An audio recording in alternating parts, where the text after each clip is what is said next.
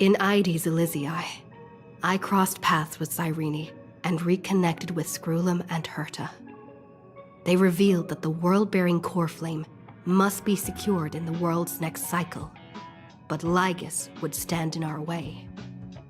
Only with the power of the law could we hope to oppose him.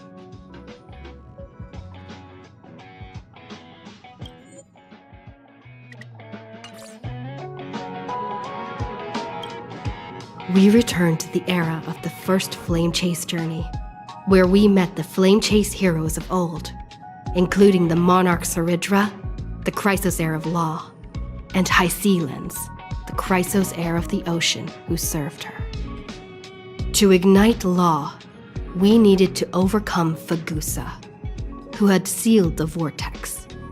However, we discovered at the rallying feast before the battle that Lygus had already forged a pact with the reigning Saridra. During our clash, I was cast out of this world, and Saridra broke her alliance with Lygus. Guided by Herta's hints, I obtained the Garden of Recollection's aid and left Lygus's cage. Within the path space, a mysterious guest bearing the likeness of March 7th, Evernight, appeared with the world-bearing core flame and sent me back to Amphorius. While I was away, 1,000 years had passed in Amphorius. Amidst the desolation of Akma, Cyrene left behind memories of a long war between the Chrysos heirs and Lygus. Their sacrifices laid the groundwork for my return, and with it, the Era Nova. In the illusions of Styxia, the tales of Hysealens and the first Flame Chase journey were unveiled to me. Hysealens, who had been waiting in the ocean's depths, led me to the vortex. There, Lygus emerged, revealing his true identity. Genius Society Number 1, Xandar. Hysealens and I couldn't stand against Xandar alone, but the geniuses and Cyrene acted just in time, wielding the power of the Remembrance to drive him back. I successfully reversed the course of the Era Nova, delaying the birth of Iron Tomb. However, another force now seems to be stirring.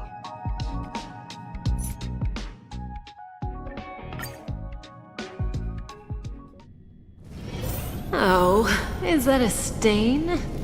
I like this coat. Make a wish! Vital Reforged!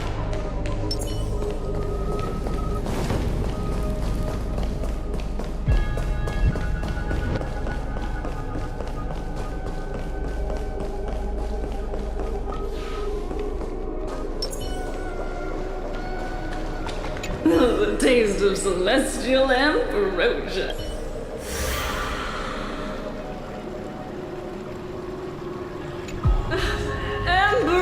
The taste of celestial ambrosia. Ambrosia.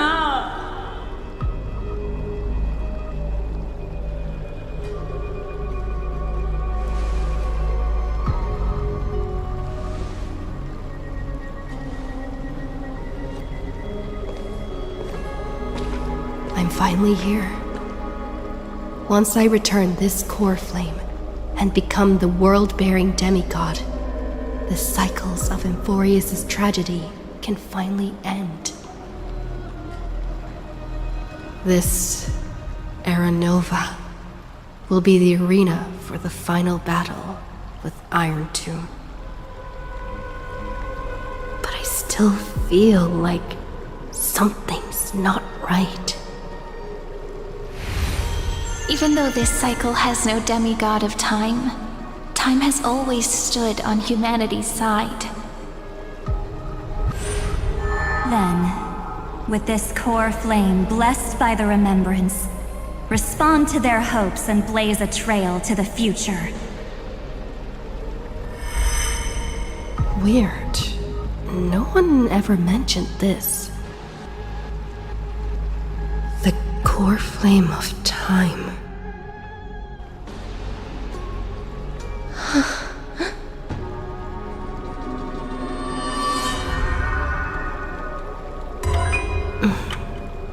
When did it get returned?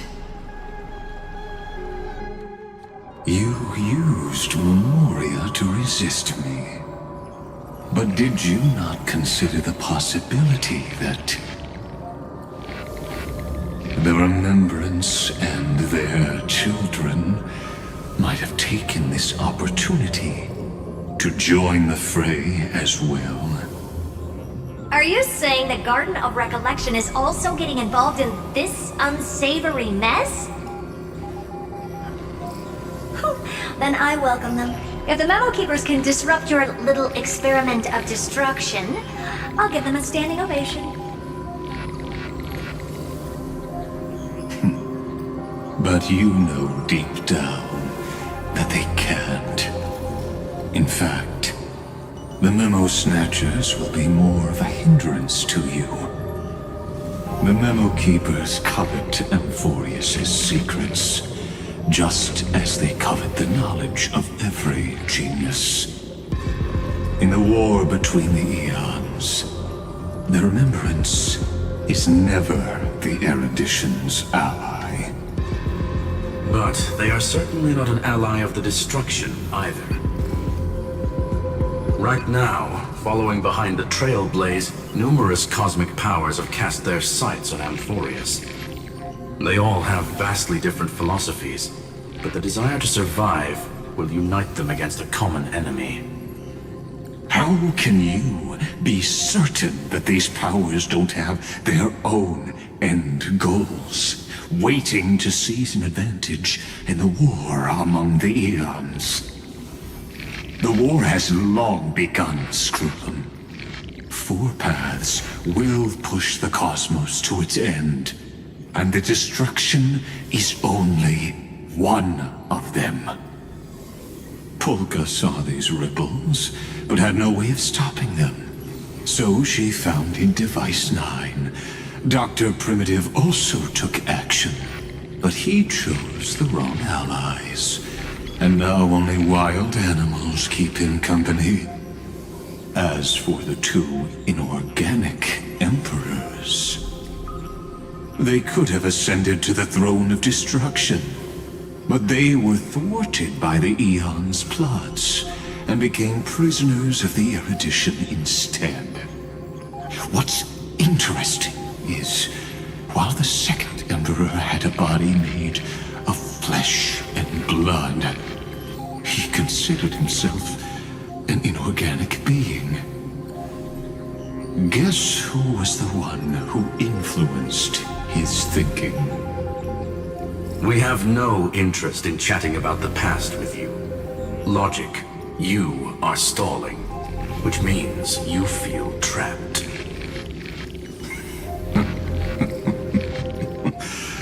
Trapped. Yes, looking back, when Xandar was a human, he often felt trapped. But patience became my strongest weapon. Because of this, I've always waited for so long. What's a bit more waiting? You don't want to test the resolve of a dead man who's crossed thousands of amber eras. Oh, you're right. We won't get anywhere the way things are going right now. Every member of the society has their own way of thinking, and we were never going to expand your thinking through words. Since we've reached an impasse in this debate. It's my turn now, isn't it? Anaxagoras. Ah, I see. Exactly.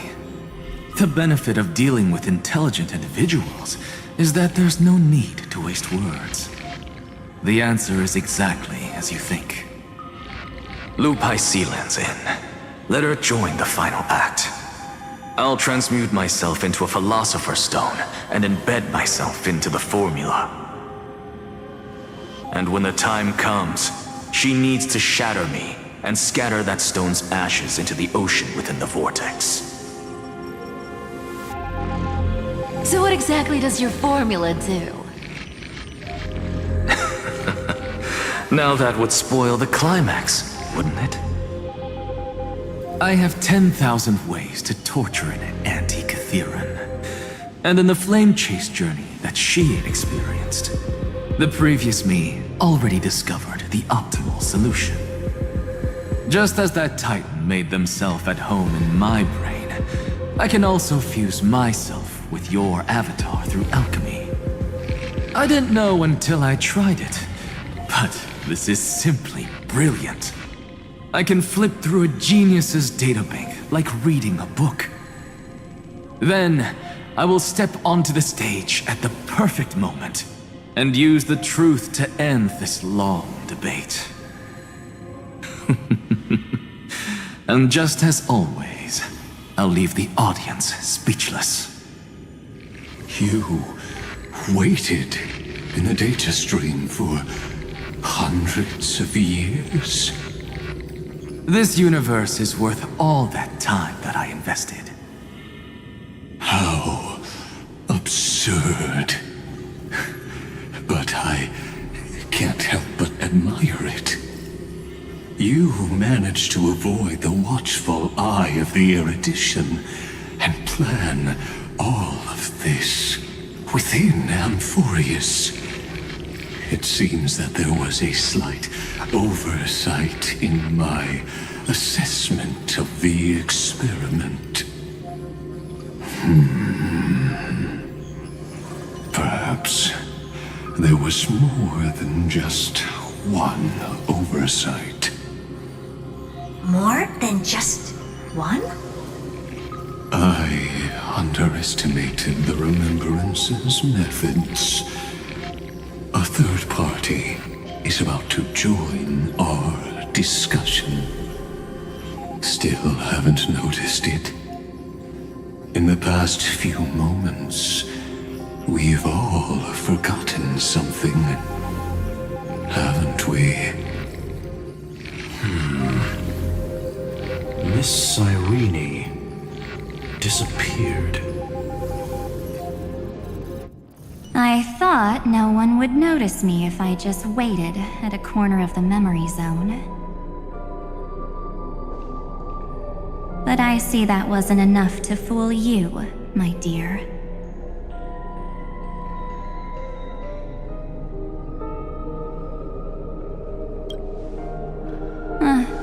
Looks like you're no longer that surprised to see me, even though I am an uninvited guest. Ah, that look.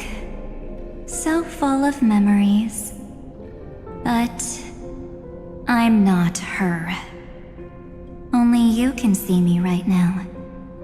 I only exist in your cognition. So that way, other people can't interrupt us.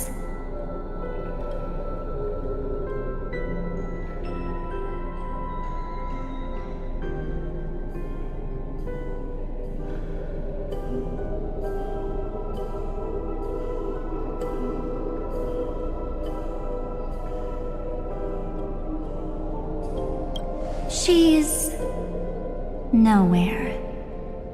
It looks like you still aren't prepared for the worst. Your friend March 7th is no more.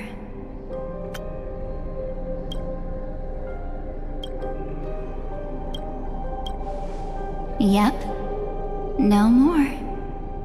March 7th entered this world long before you and Don Hung arrived at Amphorius. She embraced the path of remembrance to save you two, and burned away, like a lone candle in the fog. And I am the shadow cast by her candlelight. I've been hiding within the cracks of time all these years. It isn't easy to deceive a genius, but I can do it. I'll now answer your other question. about who returned the core flame of time in this cycle. The answer is simple. No one ever did.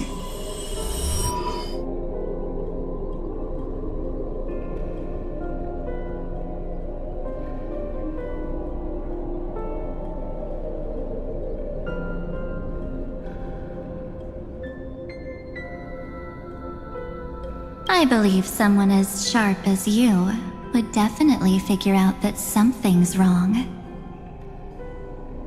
When the Era Nova fails to proceed, you will remember our initial meeting, and I'll be able to open the way for the remembrance and reach this place. Thank you for carrying this core flame all the way to the end of the world. I expected nothing less from March 7th's trusted friend. And now, I shall claim the divine authority of time.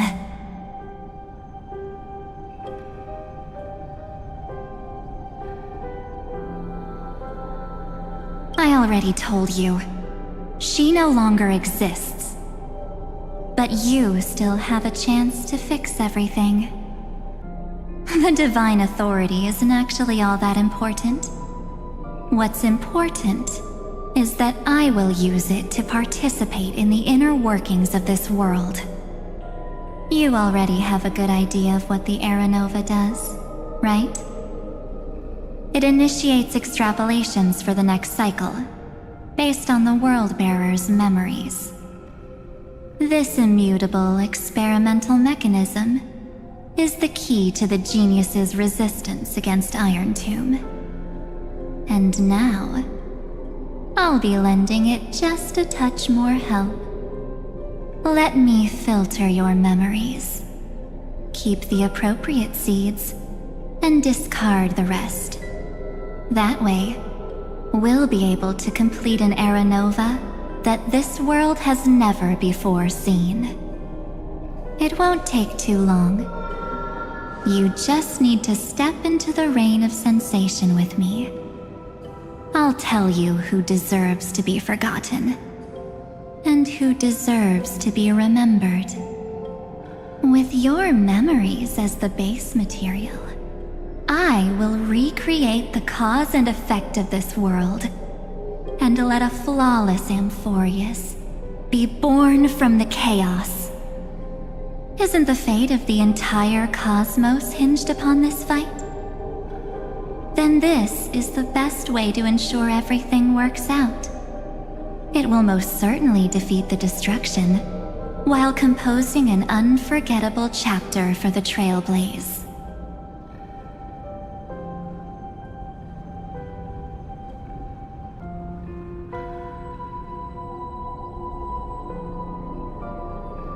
You're right. I'm not her. But our hearts are closely intertwined. Besides, that's what March 7th wanted. If a new life is to be born, its seed has to be dead. March 7th made a wish to me before she disappeared. Her only wish was for the Trailblaze's journey to continue, without an end. I'll definitely fulfill that small wish for her.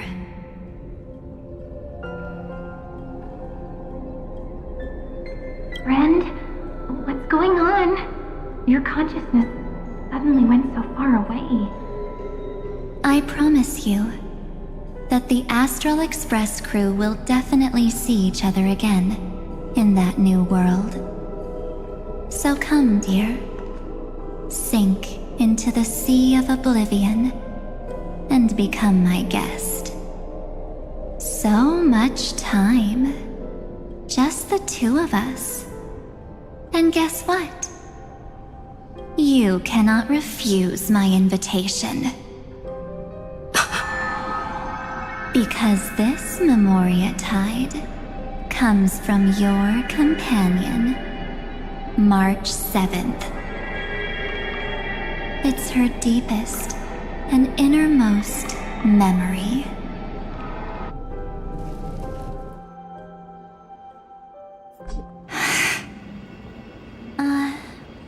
Well, I'm not actually all that surprised.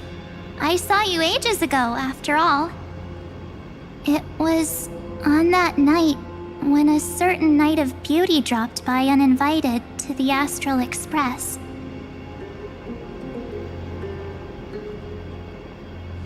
That was when you showed up, without even saying anything. Huh. I see.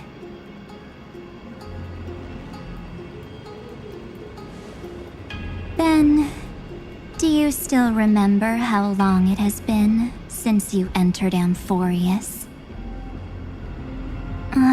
That's gonna be tough to answer.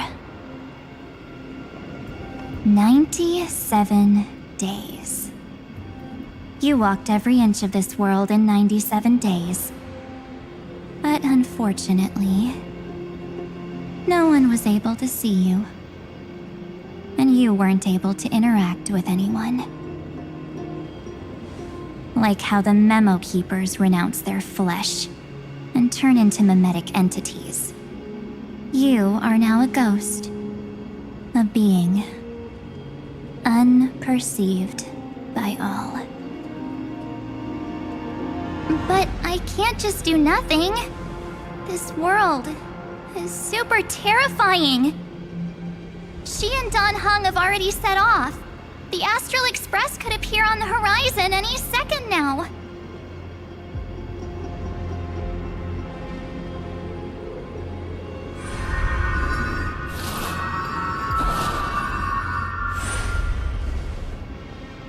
And they too will become this place's victims.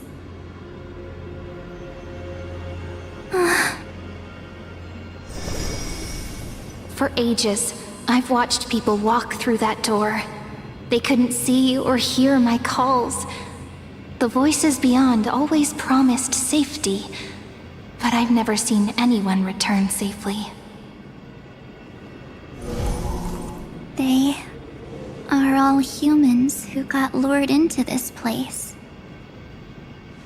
But these people's memories were tampered with. That's not what happened with the Express crew. That's so cruel. Did the Memo Snatchers do that?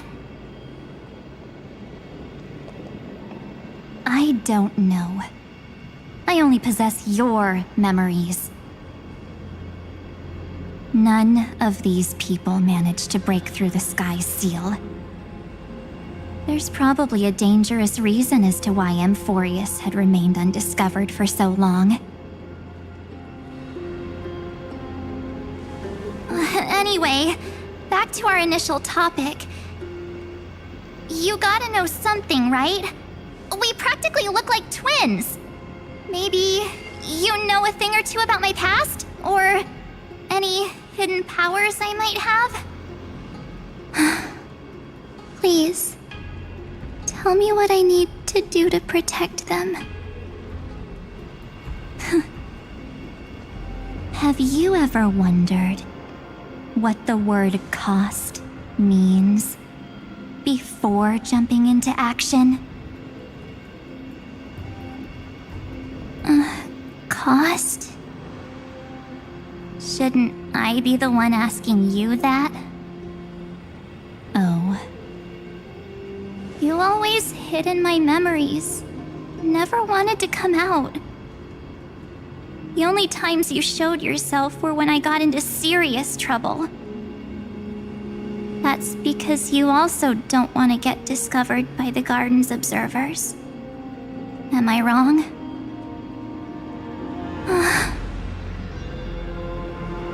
There's no one here except us. If you help me, then I'll help you.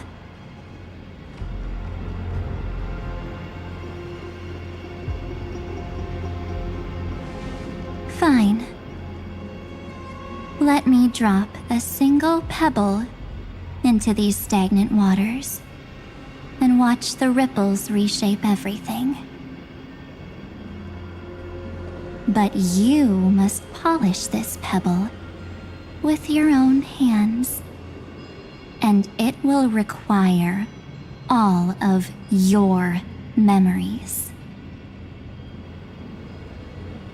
What will I turn into after that? Maybe you'll turn into a guiding light. Or maybe you'll be reduced to dead embers. I can't guarantee that you'll remain the person you are now. Inside you is nothing but an Evernight. Even I can only catch a tiny glimpse of it. If this is the only way, then I don't see why I should say no. Besides, the mastermind behind the show is about to find us.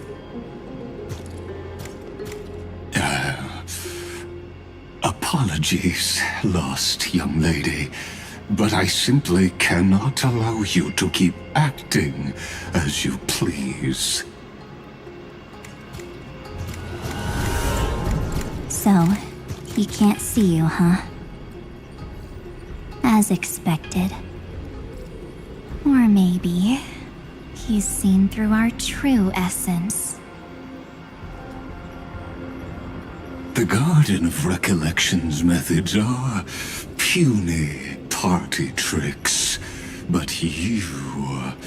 how did you overcome the ultimate protocol?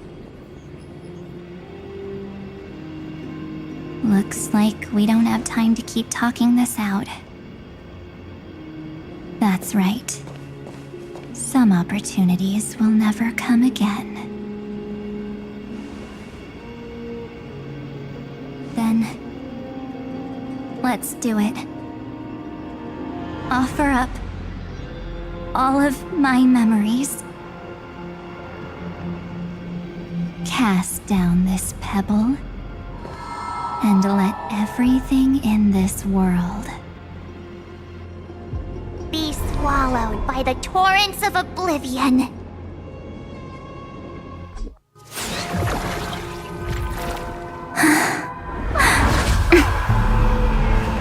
I promise you, what was frozen was alive.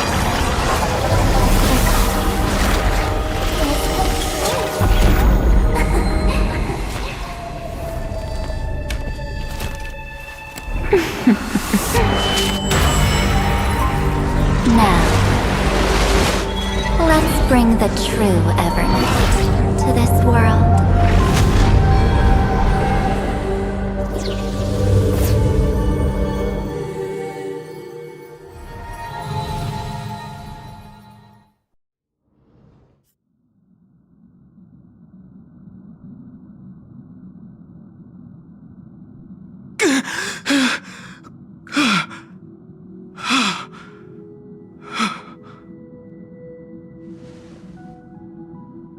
Is this... the parlor car? Am I back already? But why don't I remember anything about my journey back? Something doesn't feel right. Think back to when she and I separated. It will take time to uncover the reason. Before then, if one of the Nameless is willing to stay and witness the fate of this world, or to push it along when necessary, it would be of great assistance. This is goodbye then, Lord Danheng. Thank you, Guard. I hope that all of you will be able to overcome this disaster. But I can't remember anything after that, no matter how hard I think. Where's Sunday? Did he not come back with you? He stayed with Madame Herta. They wanted to try using his tuning to help support the genius's thought hacking. Is that Himiko's voice? And Mr. Yang! Oh my. That was Herta's suggestion? It's hard to imagine she'd borrow the power of the harmony. No, it was Sunday's suggestion. Herta initially refused. But she changed her mind after Xandar's identity was revealed. And we still can't get in contact with the Xianzhou Lafu? I'm still trying, but this place is outside the Interastral Peace Communications coverage zone, so there's a limit to what we can do. What about Aventurine's chip, the mini-transmitter? Surely it can get through to the IPC's lines. Himiko, are you all right? I've never seen you this anxious before. I'm... all right. I'm probably just tired. Let's focus our energy on the kids. Now's not the time for distractions. Right. Unfortunately, I left that chip in the dreamscape when we departed Penacony.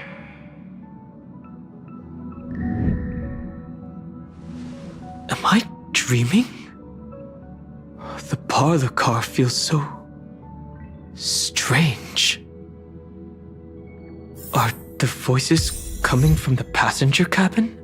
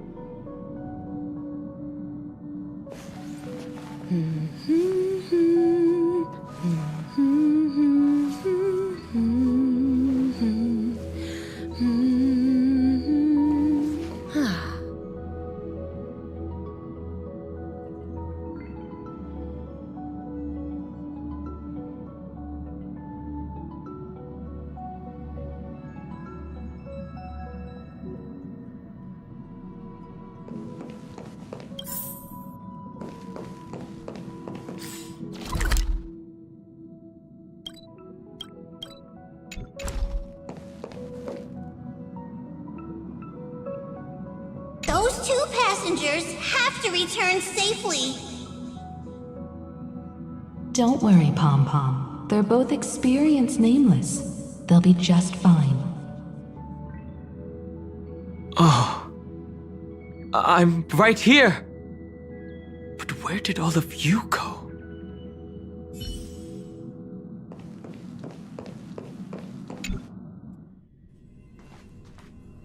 It's hard to believe that their car is still floating in the vacuum of space. That's why the Express wasn't able to receive any landing signal. It's likely that the two missing nameless, like March 7th, also came under the influence of the Path of Remembrance, and only their minds entered Amphorius. We can analyze all we want, but the real question is, what can we do right now? I was just about to get there, Miss Himiko. Right now, Amphorius' memory zone is extraordinarily full. I can also take this opportunity to enter the world and seize as much of an advantage for the Astral Express as possible before the other Memo Keepers arrive. For example, I can light a beacon in the memory zone for the Trailblazer and Dan Heng to follow back home.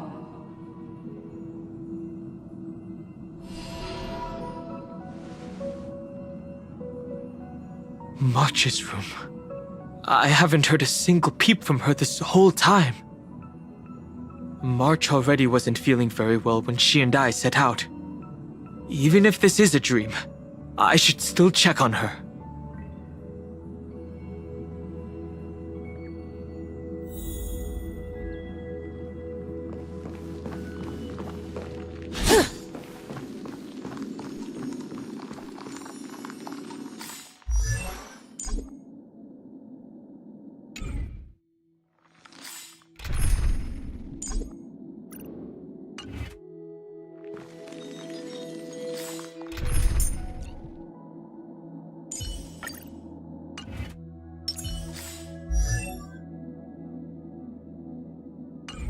Incense ascend.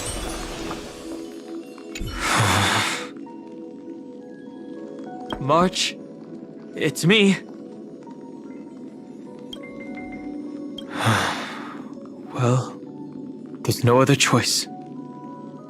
Sorry, March.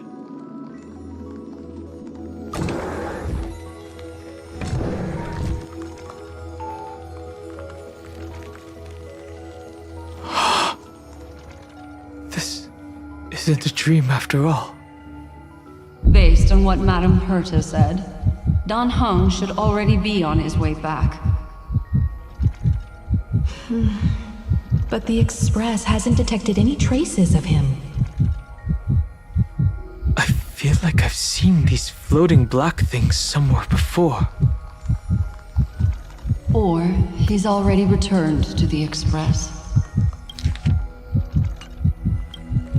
But fell into the trap of someone with ulterior motives. No, I've definitely seen them before. But lost that memory. The Memo Keeper's memetic entities are truly everywhere. Don't worry. Normal Memo Keepers can't do anything to that little dragon. As long as he's awake enough, he'll find a way out.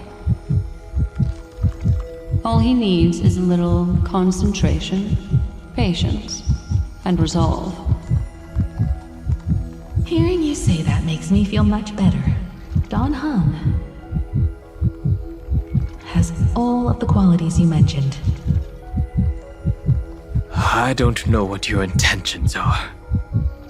But as the guard of the Astral Express, I must ask. Any suspicious and uninvited guests to leave.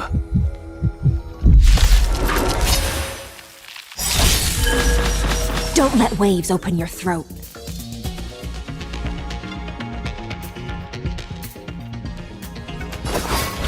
Think with me. Stand still. Relax. May as well kill them all.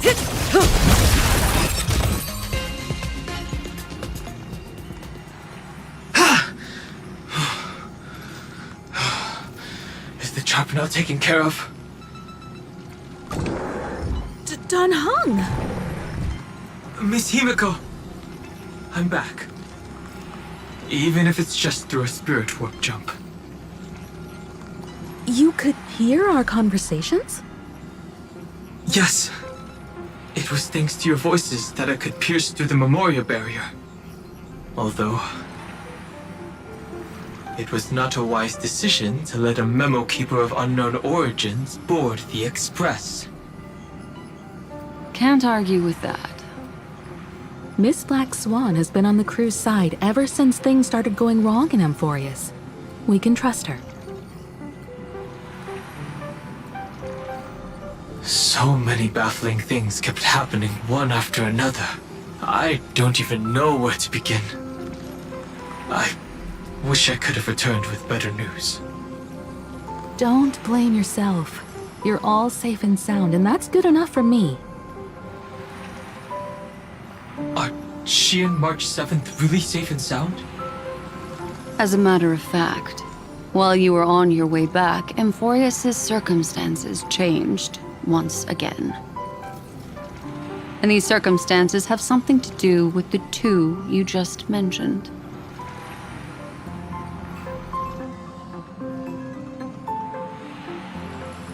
Are you saying that she has been kidnapped by an unidentified Remembrance Pathstrider? So you're saying that person's appearance is identical to March 7th?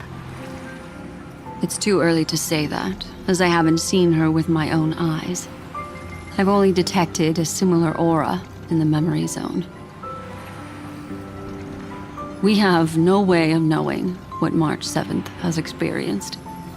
But I can assure you, if we sink too far into the Memoria tide of that Miss March, what will happen?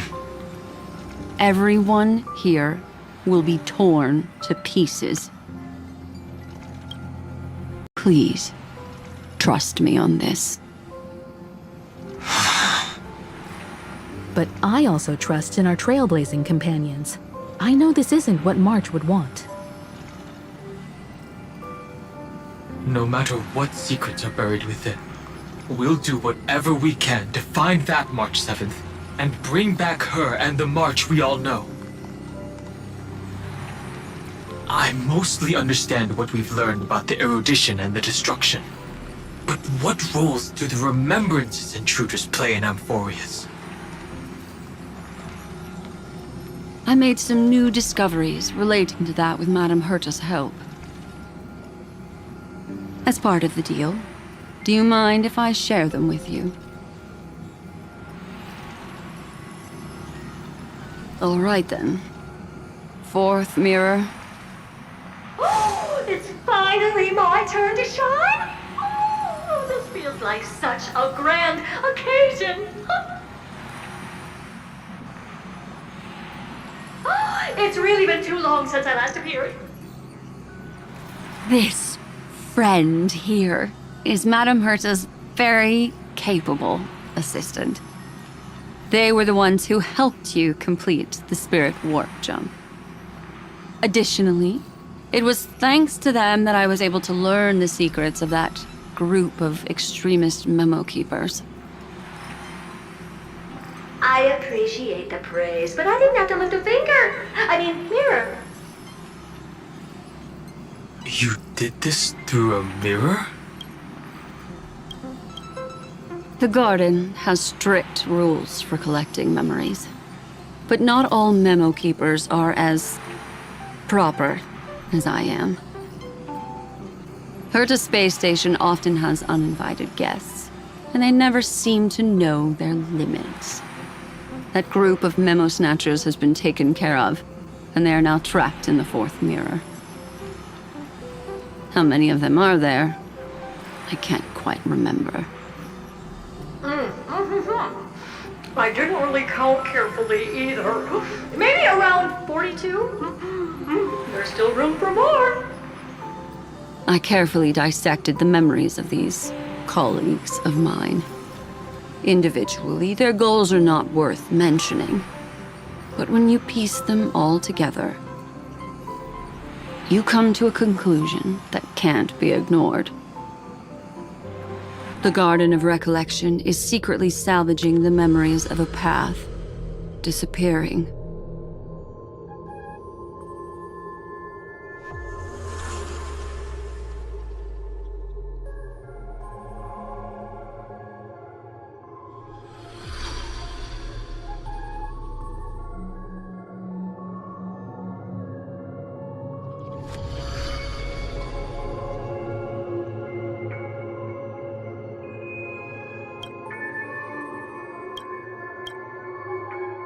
In other words, their goal is to gain the memories of a god's death. The moment an Eon falls? That would indeed be a spectacular sight for someone dedicated to recording these things. That's exactly the problem. They seem to have been aware of the Destruction's movements early on, but they lacked a decisive power and had no way to penetrate Amphorius's firewall. So, what did they decide to do? Hide the truth and wait for an opportunity. Now, it seems that letting Memo Keepers guide the right people here was also part of the plan. This also confirms one of my suspicions. They have already infiltrated deep within the Garden. They would not hesitate to associate with the Destruction in order to salvage memories? Could they be the Cremators? I don't know. Perhaps there are even deeper things at play here. The majority of Memo Keepers believe that when the universe inevitably reaches its death, unable to sustain increasing entropy, Fu Li will use the memories of everything to reforge the cosmos. Amphorius, as a scepter, can be viewed as a mini-universe. This is why Memo Snatchers have been frequenting the Herta space station. Without a doubt, these extremists wish to record the cause and effect of Iron Tomb's destruction of the erudition. They may want to use it to simulate the end of the universe, or to probe into the unfathomable will of the Eons. The Trailblaze broke the seal around Amphorius, giving these people the opportunity to enter. Now, they'll do anything to prevent outside powers from interfering. Because your involvement will certainly influence Iron Tomb's final outcome. You said that March is closely linked to the Remembrance. Is what she's doing related to these Memo Snatchers? I do not believe that Miss March is on their side. In fact, when the car you used for landing first made contact with Amphorius, a violent surge of memories flowed past. Combined with what we know now, I have reason to suspect that the flash of power came from March. Exactly. She was the first to be hijacked by the Remembrance, but she used Memoria to neutralize the firewall, allowing you two to enter Amphorius. At present, we've lost contact with her. Our only choice now is to rely on the eyes and ears of those two geniuses to understand the situation within Amphorius. There's no use in agonizing over this, Dan Heng. Our top priority now is to find where that car landed. Yes. Ah! Passenger Dan Heng! You finally found your way back home! Yes, conductor. I'm back. It's just... Pom-Pom knows! Pom-Pom came over to bring you good news! Passenger Welt says they found those two passengers! Their projections are in the parlor car.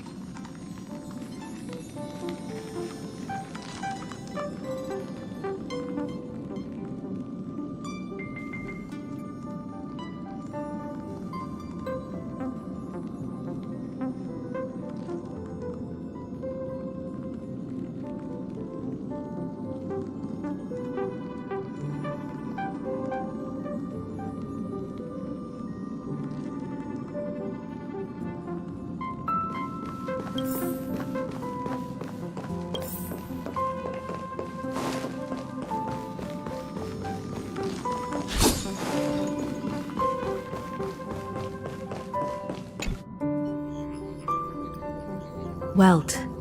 And Mr. Screwlum. Himiko, you seem to be feeling much better now. And Dan Heng, it's great to be able to talk to you. Once again, we owe Madame Herta a huge favor. Madame Herta doesn't care much for favors, but she'll be happy to receive everyone's praise. Back to the topic at hand. Mr. Dan Heng, we did a sweep of the area surrounding Amphorius' celestial body for organic signals, and we finally discovered the bodies of you and Miss Trailblazer. The two of you were very fortunate, as there was something protecting your bodies. All vital signs are still present, and your functions are all intact. Was it March protecting us? Our preliminary determination is that the bubble enveloping you two in the vacuum is made of a substance similar to Memoria. Conjecture. This substance is connected to the lost Miss March. It will take some effort to bring your bodies back to the Express, so you should get some rest first.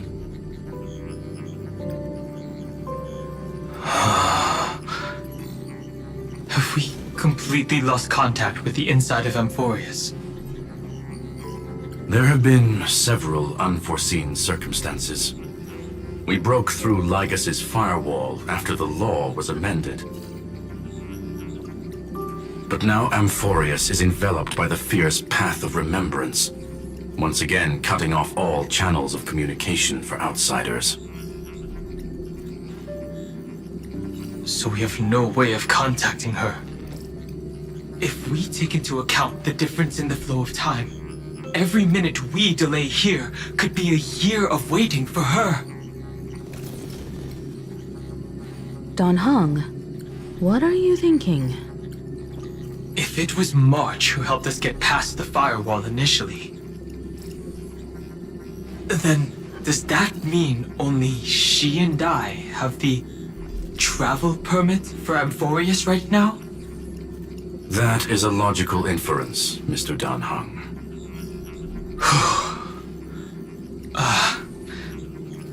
Mr. Screwlum, do you have a way to transmit my spirit signal back to Amphorius? You want to go back? That is far too risky. Even if my body and spirit are able to return without a hitch, there's not much I can do here. We can't lose you again, Dan Heng. Miss Himiko, if we can't get her and March back, How is that any different from losing me?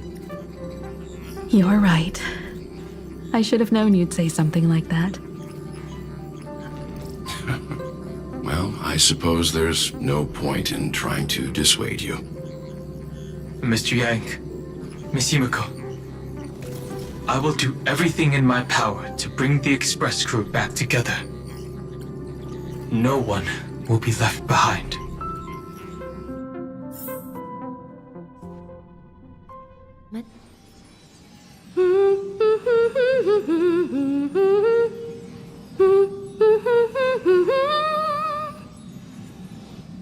You may notice a hint of sweetness in the air. That would be the fragrance of the 7-colored bath salts from Marmorial Palace. A truly splendid journey, if I may say so. With the Era Nova now complete, you have granted the hero the perfect conclusion.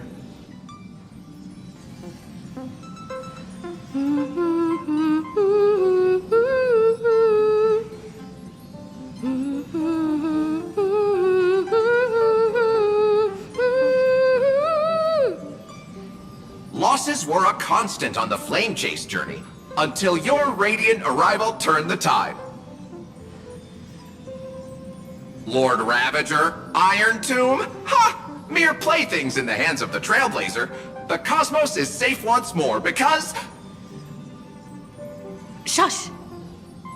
Hey, hey, hey! Incoming train broadcast! Attention all passengers! The navigation meeting is about to begin! Make your way to the parlor car! It's time to pick our next stop!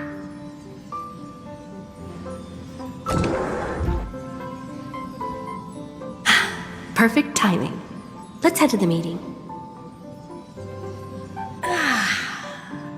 I'm wide awake and feeling great.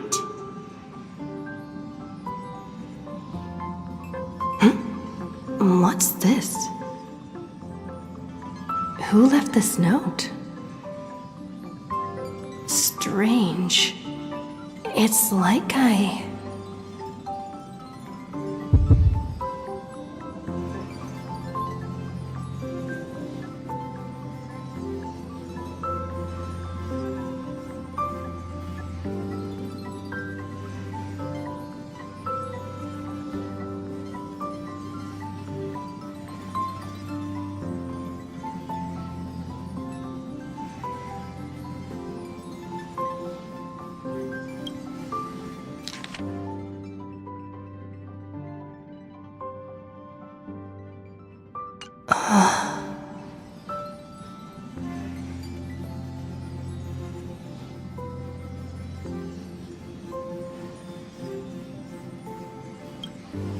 March.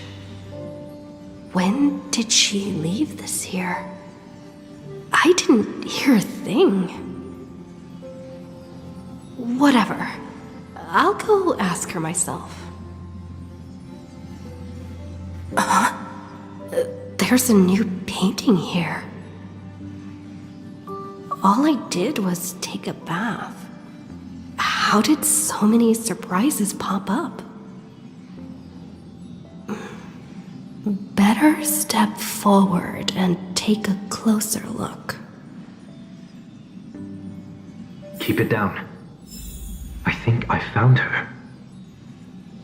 Who's there?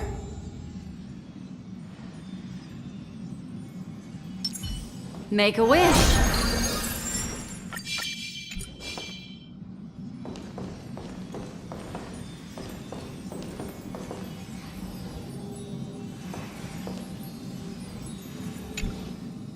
What's this?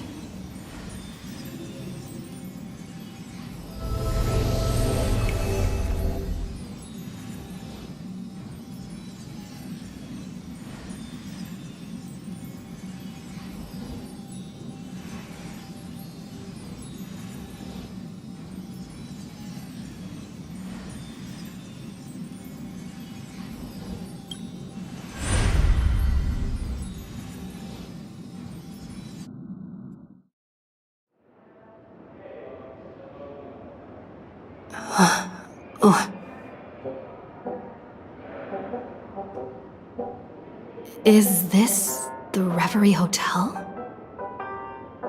Seriously, what is happening?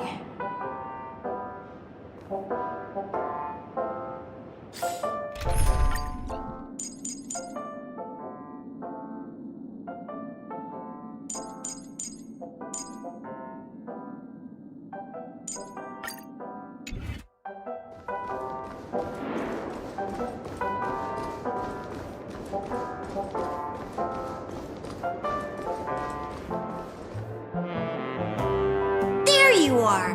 What took you so long? Hurry up! The navigation meeting is about to start! Navigation meeting? In Penacony? Come on over. It's time to choose our next destination.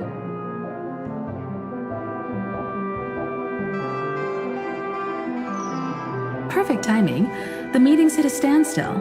Lushaka or Melistanen? No one can make the call. The vote's split 2 against 2. Everything hinges on your vote now.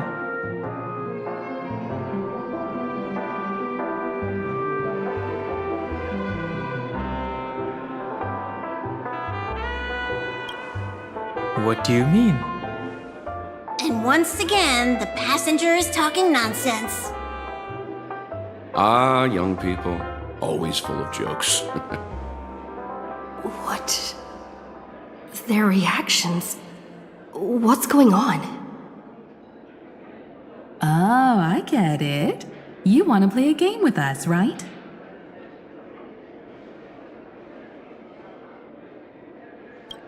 You said you didn't see March. True, she might be hiding somewhere in the lobby. The objective of the game is to uncover where she's hiding. You're her closest companion. If anyone can do it, it's you, right?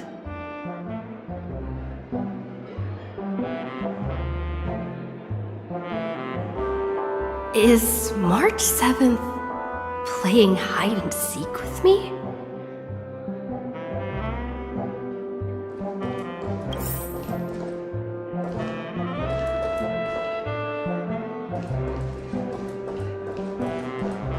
Youthful games like this are a bit much for me these days. I'll step aside and let you all take the spotlight. The future belongs to you now.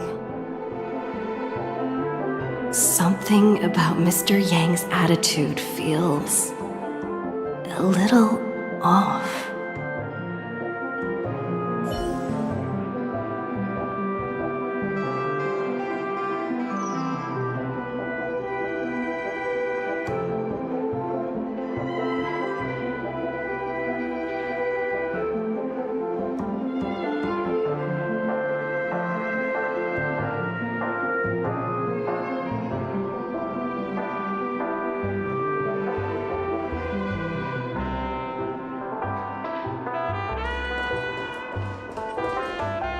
Not feeling ready yet?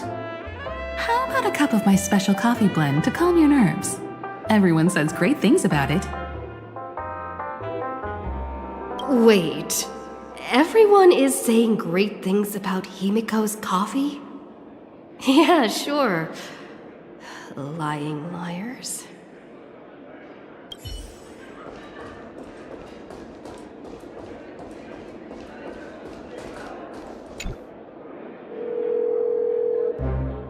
Weird. Did I even make a call?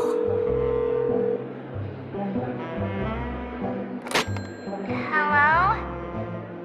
Hello? Is that you? I knew you'd call. Missed me, didn't you? Don't worry. We'll see each other very soon. Because the trailblazing journey never really ends, does it?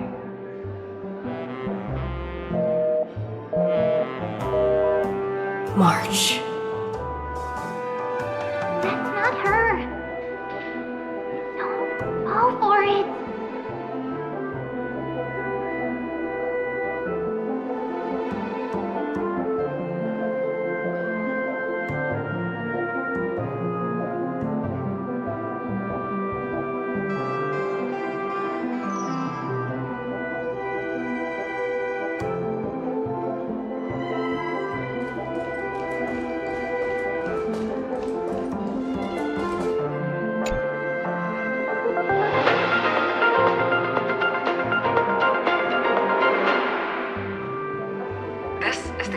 Astral Peace broadcast. Good evening, everyone. Good evening. A newsflash. Erudition experimental ground has separated from the entanglement. The Lord Ravager did not emerge as had anticipated. In the end, salvation of Amphorius was not only thanks to the 12, but also to one crucial...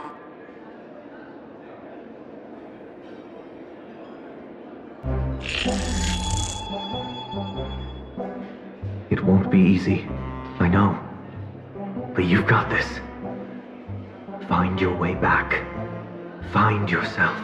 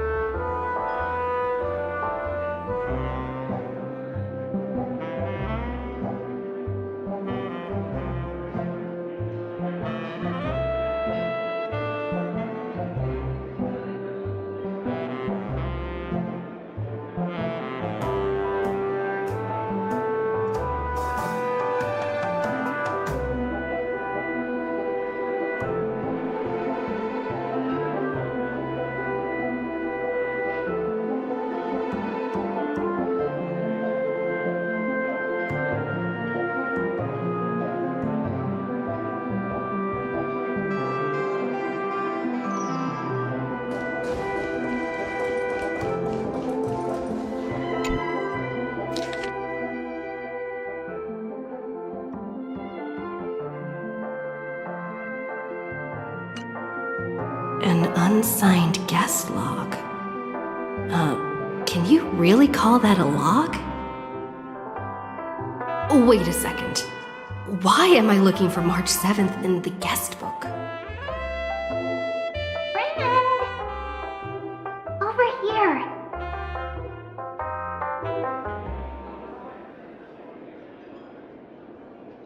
March 7th isn't here. Faint, fleeting voices are speaking to me. But where are they coming from?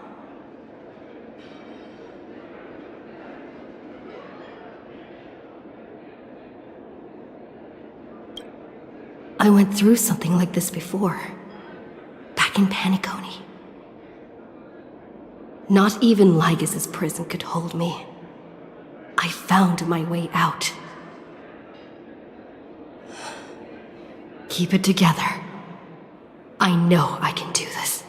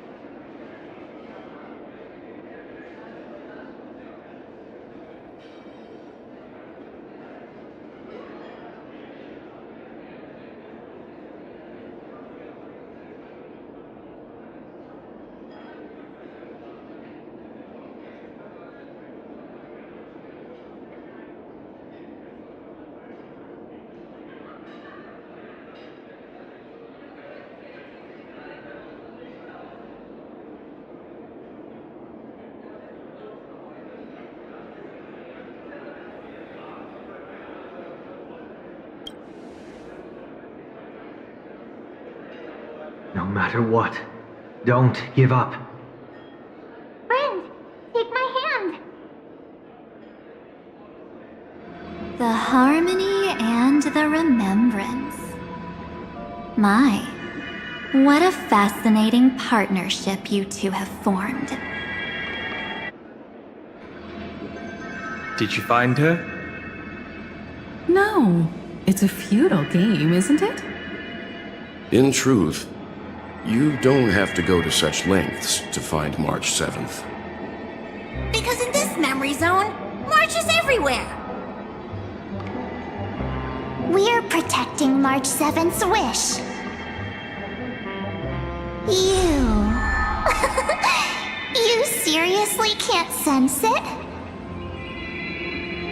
She doesn't want to say goodbye to the Trailblaze. She wants to keep traveling together, forever and ever. We are her memo sprites. For the sake of her wish, we must give it our all. Finally, the timing is just right. A thrilling damsel in distress rescue. Wait, maybe I got that backwards.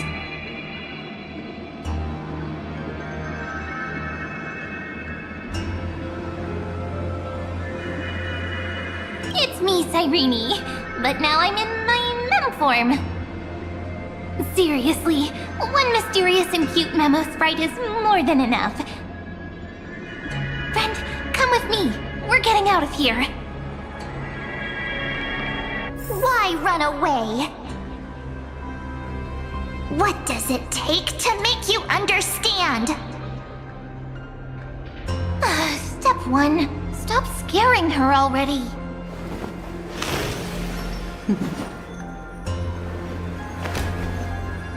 Discard your worthless destiny.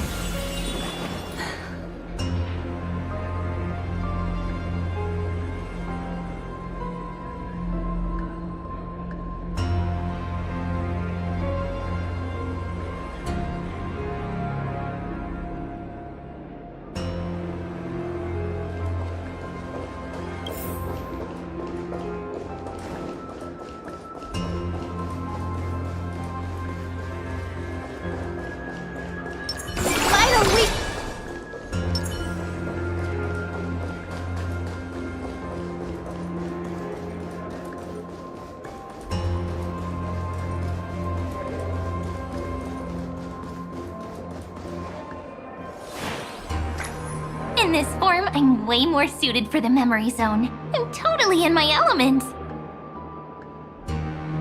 Grab my hand. Let's hide away in the deepest corner of your memories.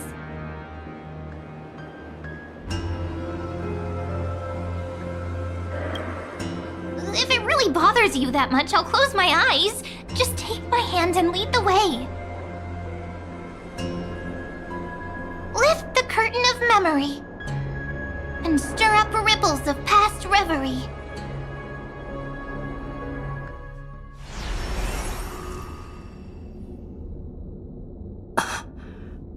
Where am I? The space station, where it all began for you. Looks like we made it. What's that? Silverwolf? Kafka? It's your secret. I'm so curious, but I won't peek. Promise. When I first met you, I remember they were there in your memories too.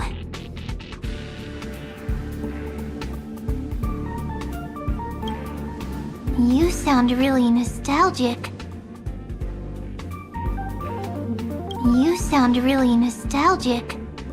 Want to take a closer look? Go ahead. Think of it as a glimpse into the past. I'll stay right here. I promise not to disturb you.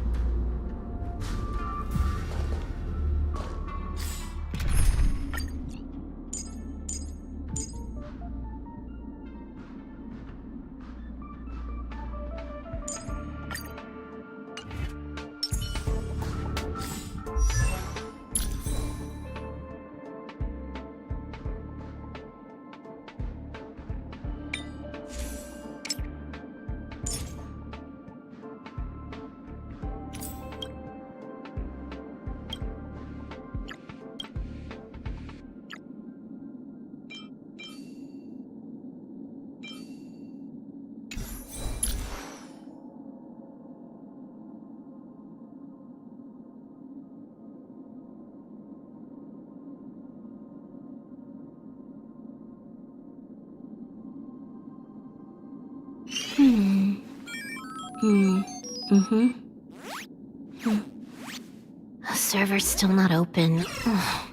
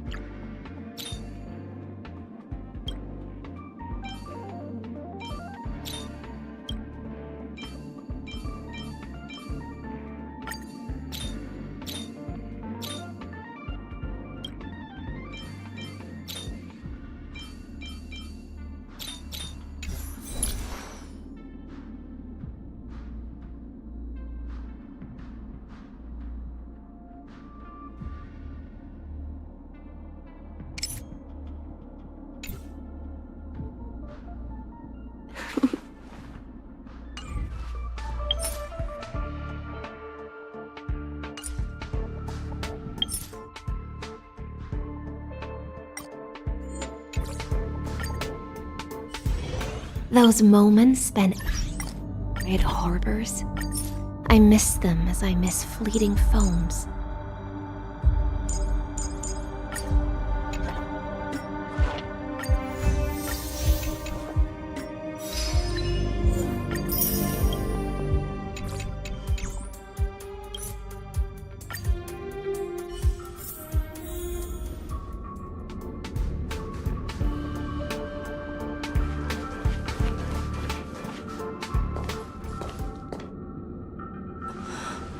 What's this? Memories from before I woke up? So, Silverwolf, how long till she wakes?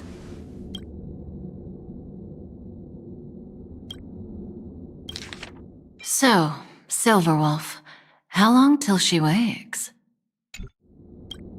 Hard to say. Maybe a few more minutes. By the way, that part in the script, could this be the right moment? Yes, looks like we're on the same page. In that case... Listen.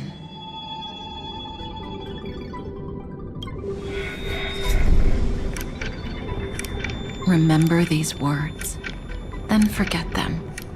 Let them slumber in the depths of your memory until the day they are awakened once more. On that day, your journey will intertwine with the remembrance.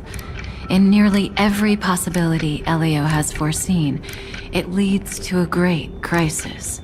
You'll face betrayal, lose your way, and seek answers. So before you hear these words,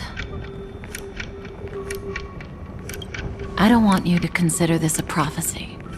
You arrived at this moment because of the decisions you made. Huh?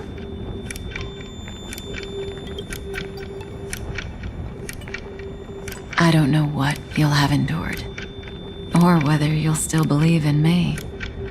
But if there's even a trace of doubt in your heart, I hope these words can give you strength. It was a wish of the cosmos that set you in motion. And in the tale where you are the protagonist, the stars themselves will defy the destiny of finality.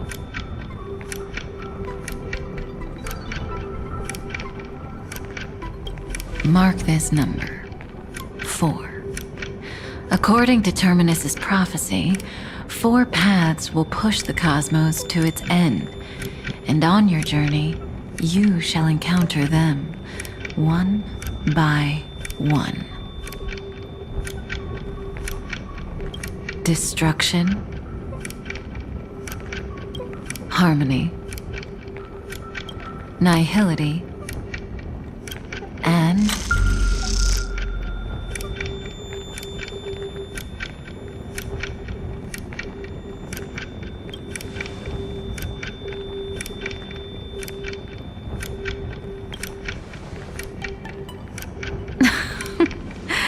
easy now. Trust what you remember. The 4th path has yet to fully reveal their face.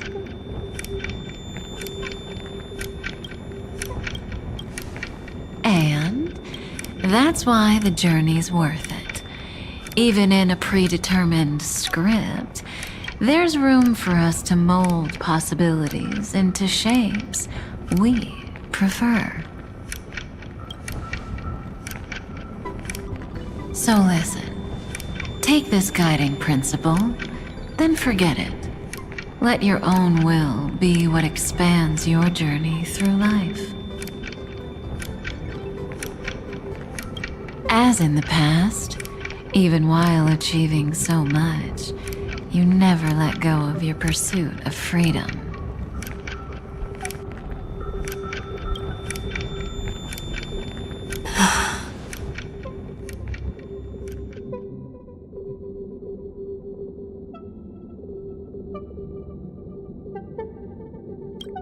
That was so sincere. I might actually tear up a little. Now we all live within the script, but adding a little color to the lines has never been forbidden.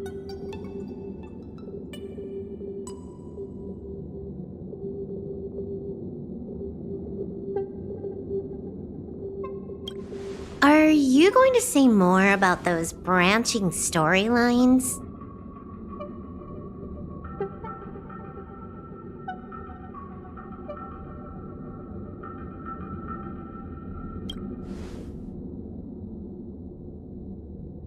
Never mind. Best not to tempt fate. Get ready. She's about to wake up.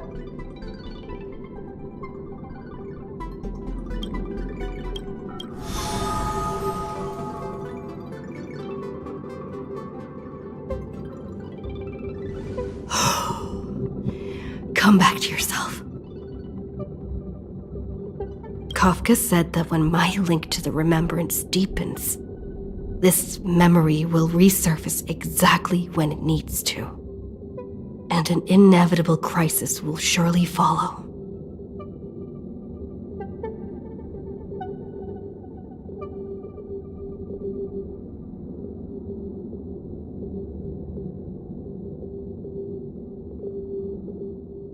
But even a Stellaron hunter can't fully grasp the trailblazing journey.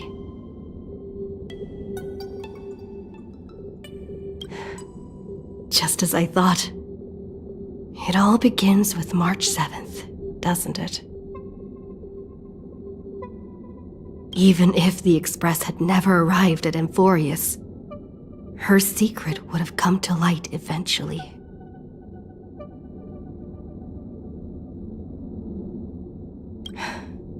If that's the case, then there's nothing to fear.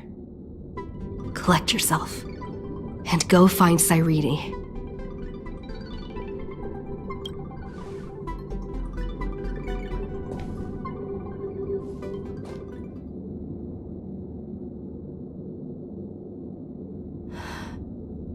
Cyrene?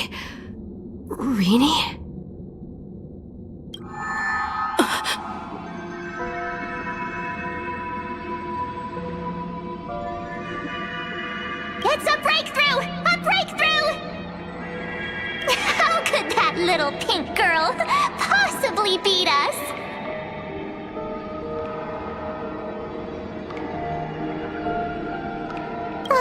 Little one, you really don't know how to behave, do you?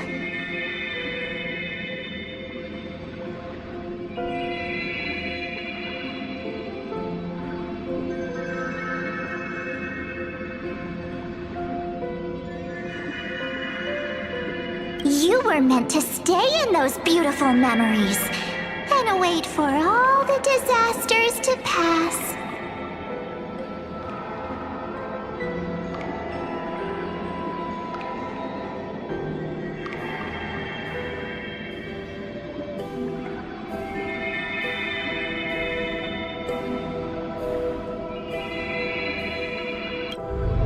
Oh, triple-faced soul.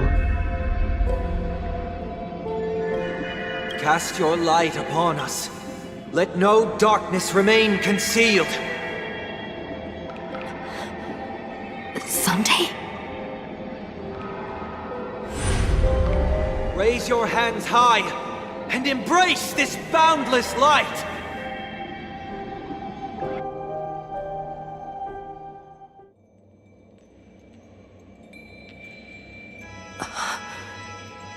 This stage really brings back memories. Yes. For you, I suppose it's been a long time, hasn't it? None of this would have been possible without Miss Cyrene.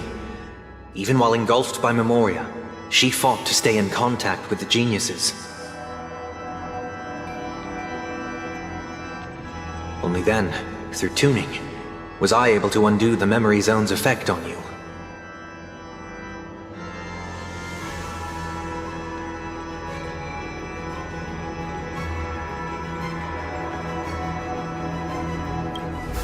Step onto the stage first. Ms. March will come for us soon, and she won't be alone. Those memo sprites will follow. We need to prepare early. Only then can we get you out safely, and go back for Cyrene and March 7th. Please, be careful. Amphorius is being overwhelmed by an unusually violent Memoria tide. I'll do all I can, but even that might not be enough. Black and pink. Two memories twisted together. Time is precious. Let's pick up the pace.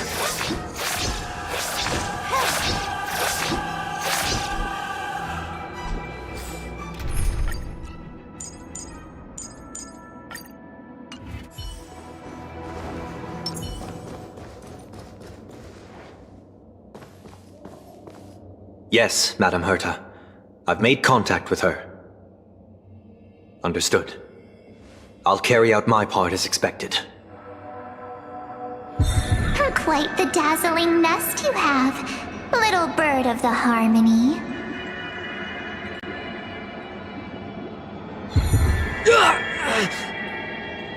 Your grasp of Memoria is unexpectedly profound, but playtime's over.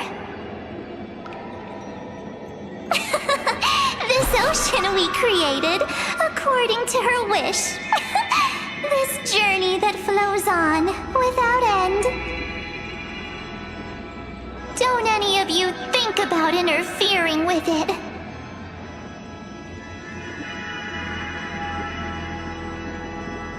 She's coming. Is it me she's after this time?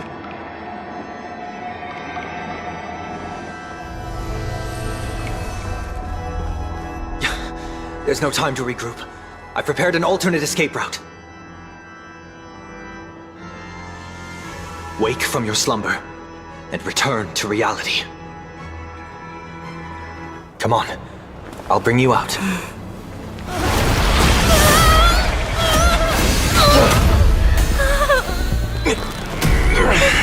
Ow. Self-righteous past rider of the Harmony. You think you can do that? Next time, get a memo keeper instead.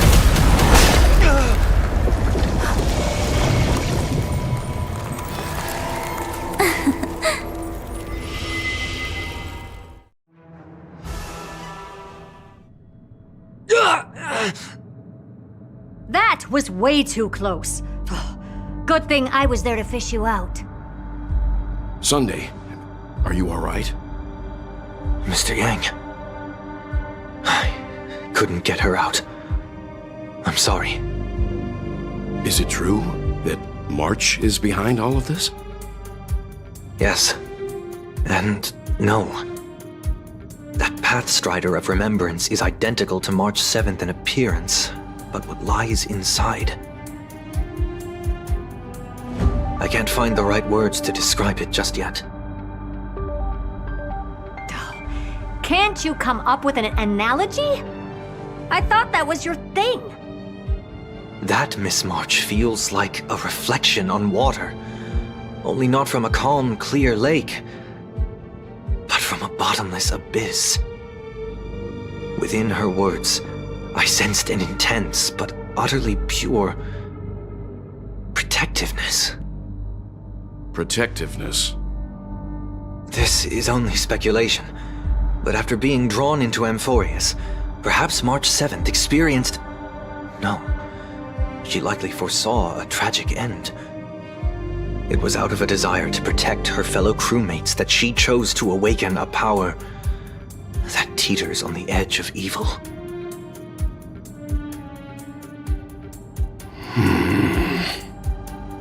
Well, on the bright side, at least March 7th won't have to face any danger again. After that battle, I'm afraid I'll no longer be able to join the fight through tuning. So... has Miss Black Swan's progress remained on track? You don't need to worry. She used your disturbance to mask her movements. Current status? Advancing upstream within the memory zone. I didn't see that coming. The Memo Keeper is pretty courageous, choosing to defy the rules and take matters into her own hands. This means she's chosen to stand against the Garden of Recollection.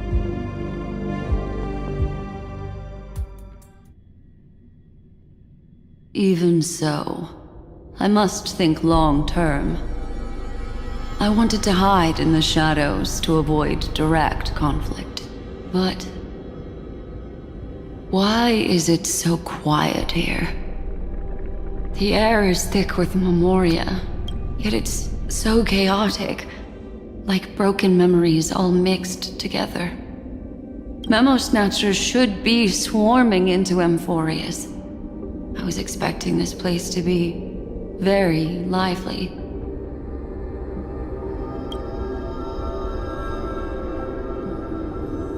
So, how did they end up like this?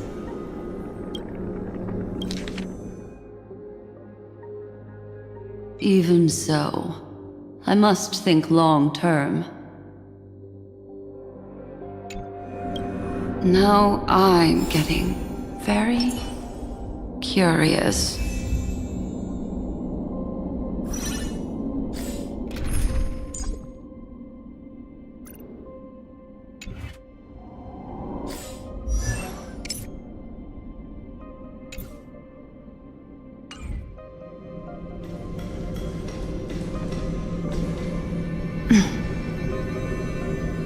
An empty shell. The consciousness that maintained this Dharmakaya has disappeared. So efficient. Not a single trace left behind.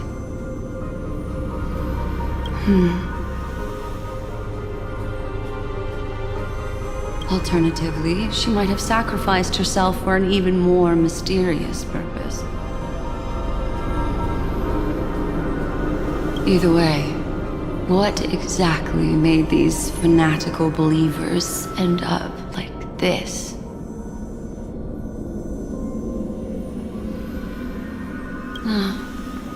Memory. It is indeed a deep ocean of dangerous allure, where fascinating secrets always hide beneath the waters. I keep getting the feeling that the same thing happened in Penacony.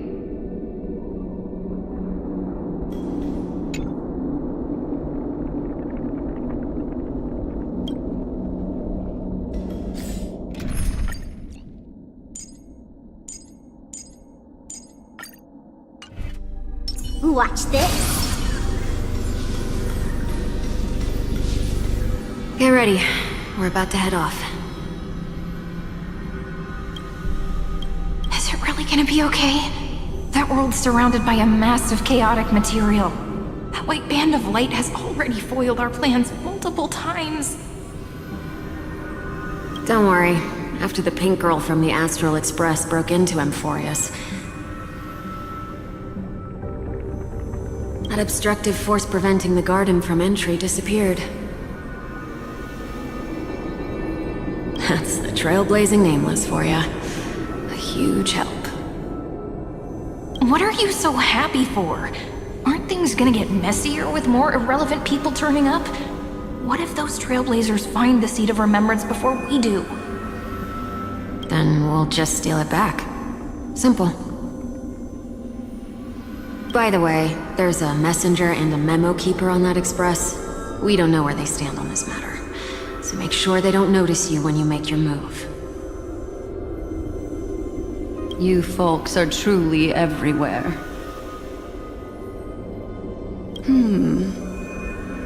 These memo snatchers are different from the previous husks. These ones seem to have had contact with her. We'll introduce ourselves to gain your trust. We are the Garden of Recollection. You should be very familiar with that name by now.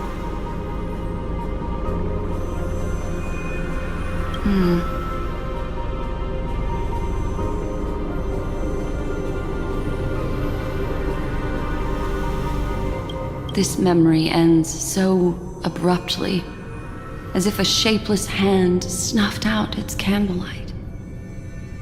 It appears the secrets ahead are even murkier than I imagined.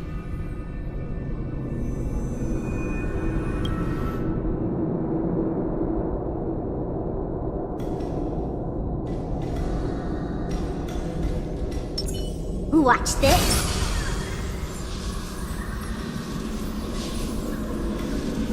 What a bizarre sight. It's spinning out of control! Everything's out of control! Why did no one tell us? That girl is the Memo Keeper's nemesis! Is she talking about March 7th? That Evernight! Those black memo sprites! They swallowed everything! Those who came here first all drowned. Not even a trace of their consciousness was left behind! I wish I'd never come here. I don't want anything to do with Amphorius anymore. Please! I'm begging you! Don't come near me! No! No!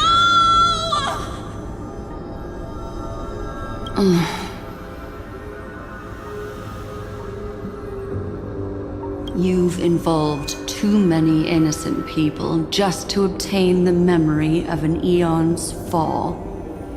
You deserve this.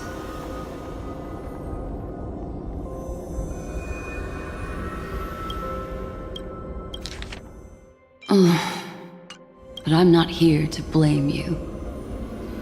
That entity you call Evernight. Tell me everything you know about her. We may yet bring a glimmer of hope for those who are still alive in there.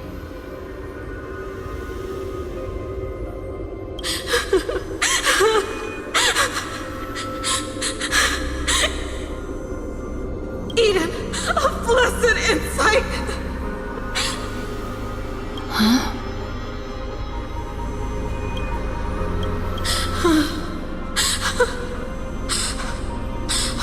So that's what happened. We were tricked. We are the sacrifice. The garden used us. The pure child of Anasrava abandoned us.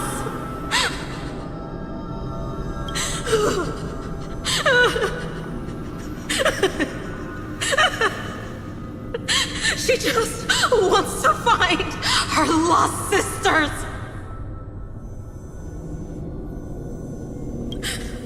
Find them, kill them, reclaim them. If a new life is to be born, its seed has to be dead.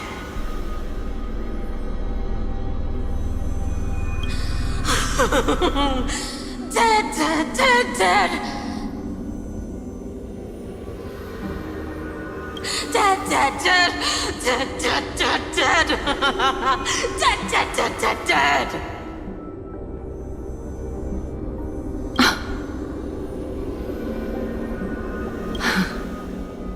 I can finally understand your fears now. Thank you for the information. It was very valuable. I'll take your remaining consciousness out of here as a gesture of thanks. It'll serve as both protection and a punishment. You'll reunite with your peers in a genius's mirror, where you can reflect long and hard on your past actions. Well, provided that.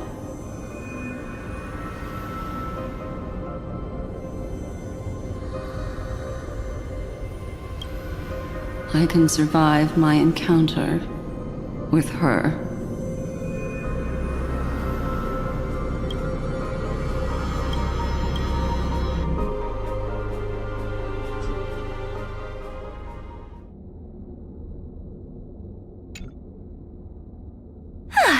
These little critters look scary, but they're not so tough to handle after all. Though the surging Memoria tide swept my friend away, I must return to her side before Miss Evernight succeeds. Another one of these stealth missions, huh? Help me out here, friends inner world.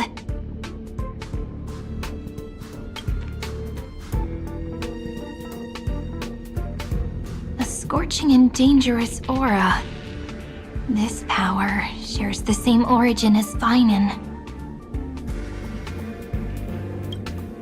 And then there's that enigmatic, bottomless aura that seems to jolt awake at midnight. Must be Miss Evernight. Better steer clear of her.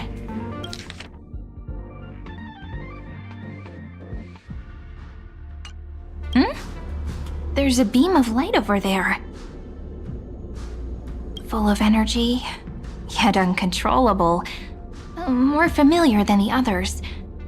As if it's coming from someone close by.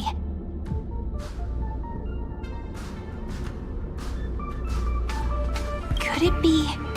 my friend? Maybe it's the Stellaron she mentioned. Memories of the Stellaron are flowing deep within the Memoria Tide. Let's go there to find my friend.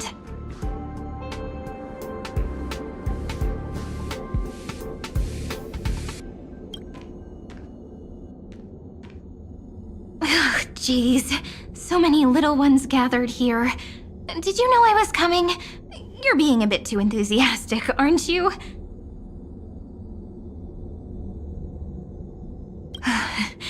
Thankfully, her presence hasn't weakened. I feel like I'm getting a bit closer. Huh? They're guarding something. Is that my friend's photo stone? What's it doing here? These memo sprites are completely still. It's as if they're drawn to this thing.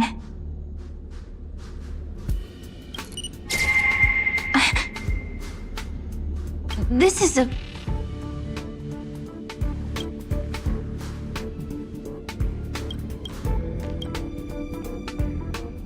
an even cuter memo sprite. No wonder the photo stone can't store more memories. Have you been hiding in there all along? Find my travel companions. What? How could that mean? My companions. Are you March 7th?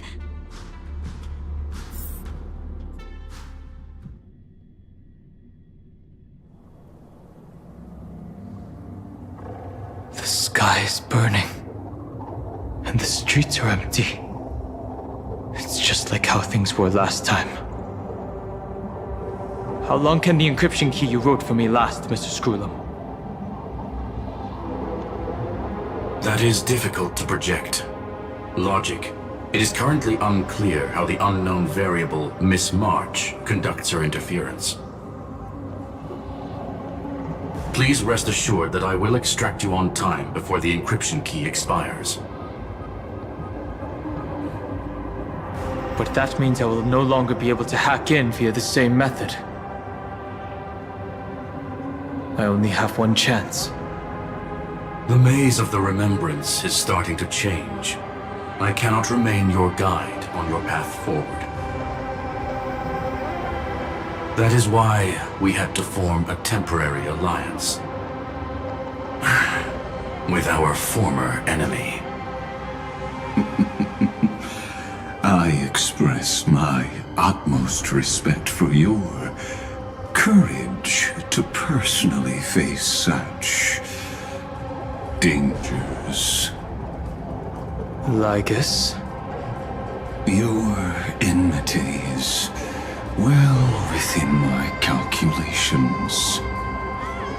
Allow me to reiterate that Lord Anaxagoras now has a firm grasp on your crucial weakness. If you still plot to harm the Nameless, then you will find that the Society's previous warnings were not empty threats. I understand. I'll only do what needs to be done.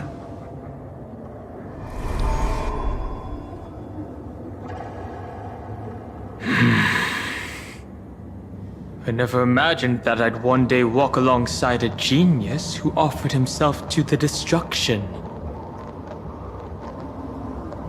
My stance has never changed. The erudition's ruin is inevitable. But before that, I'd be very willing to witness the reunion of the Nameless and to escort you on your way home. More like her appearance completely interrupted your plans, even forcing you to seek out collaboration. I'll remember that. Your words are as sharp as ever. But remember, happenstance is the only true constant in the universe. The demise of the progenitor of all dragons is a testament to that. Come with me. I am honored to guide a scion of permanence. You created this wasteland before us with your own hands. Such sights are no longer able to stir anything in my heart. Are you saying that once upon a time you were actually moved by their defiance? I'm sorry to say, I never was.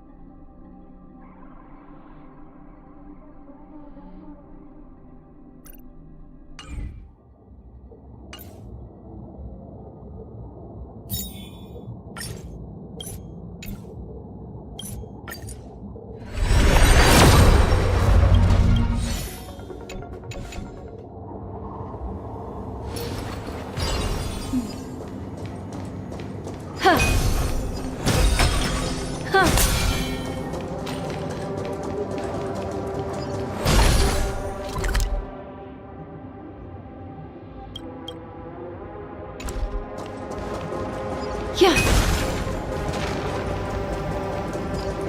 Huh.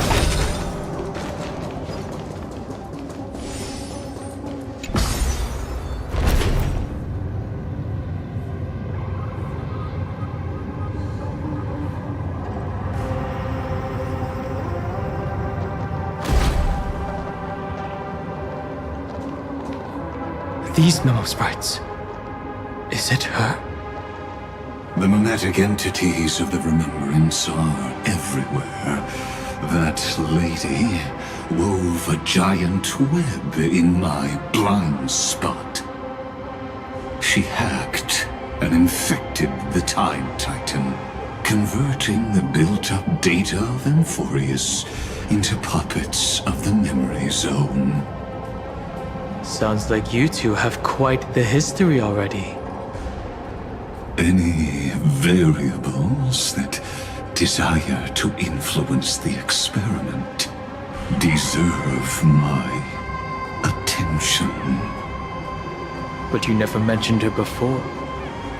Could even a genius of the erudition get his brains hacked? Lord Dan Heng, I'm simply stating a fact. That lady is also a threat to you. A threat that you cannot afford to ignore. She snuffed out the Remembrance without any effort and left nothing behind.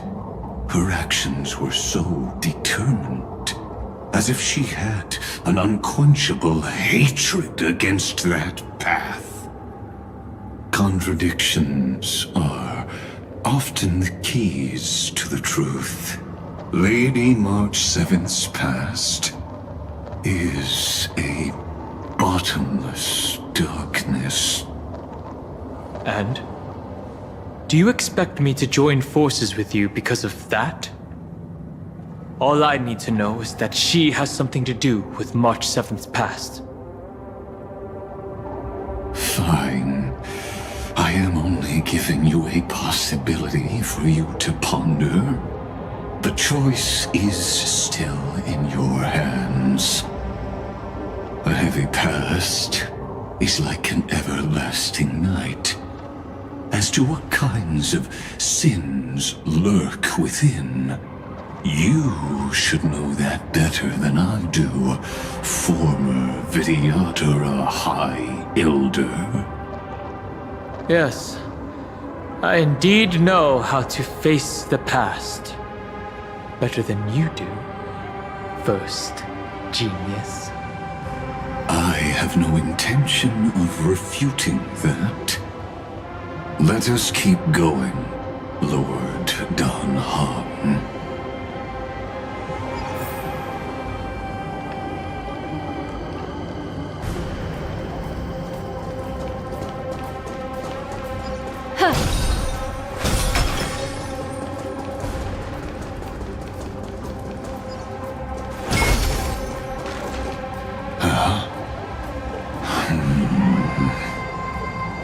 I didn't think there were still some that got away.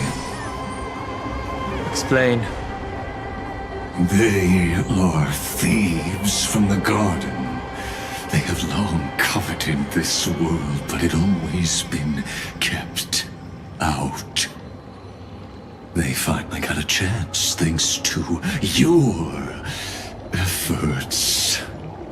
Unfortunately, they ran into Miss March and their consciousnesses were plucked out one by one, reducing them to mere husks.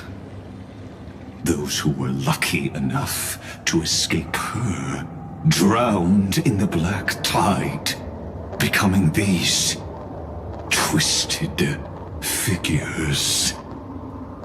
But they look very different from the usual Black Tide creatures.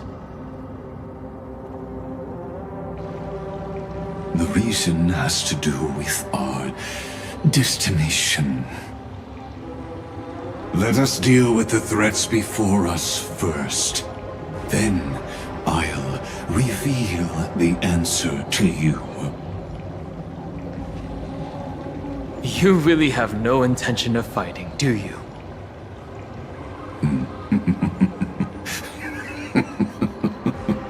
I have no grounds to assist you. Besides, the geniuses are still keeping a close eye on me. I would hate for anything I do to be misconstrued as provocation against you. Never mind. Let me clear the way.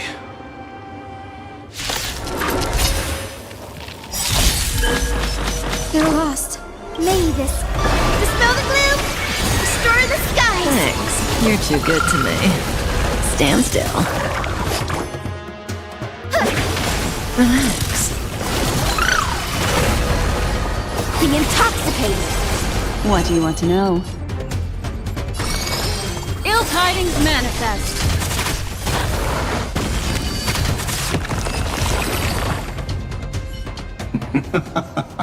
What splendid spearmanship.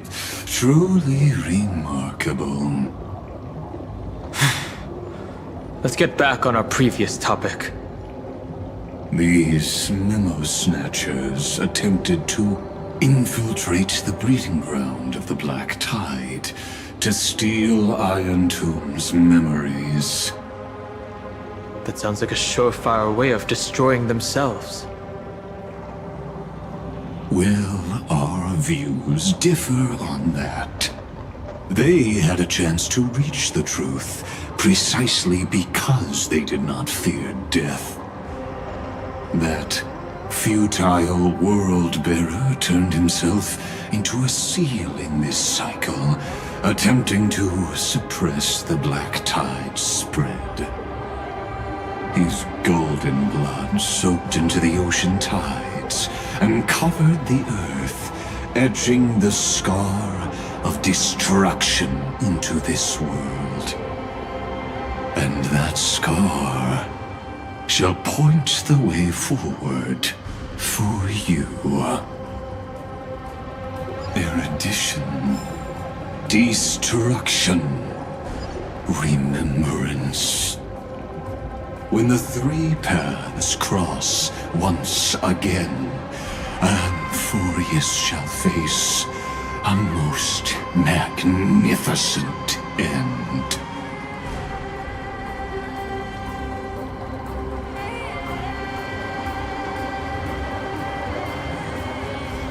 Make a wish. Final reform!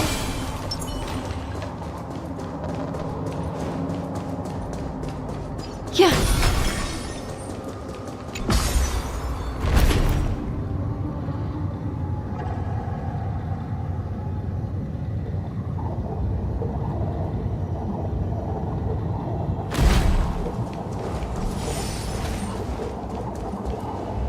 Dawncloud.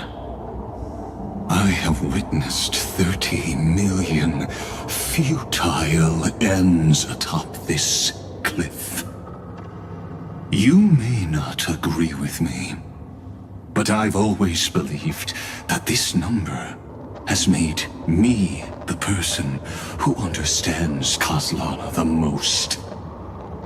This is also where he decapitated me on that day and pointed his sword at the Aeon of Destruction. He suffered a tragic defeat, but also achieved a legendary deed. A drop of burning golden blood. The blood that will cleanse the world.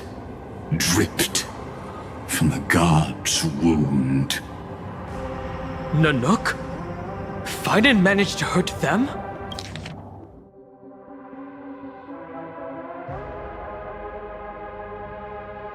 A drop of burning golden blood. The blood that will cleanse the world. Dripped from the god's wound.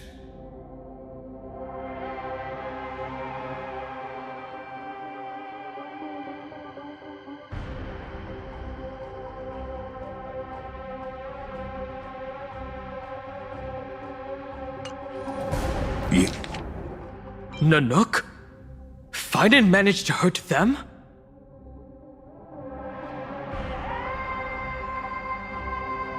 Yes.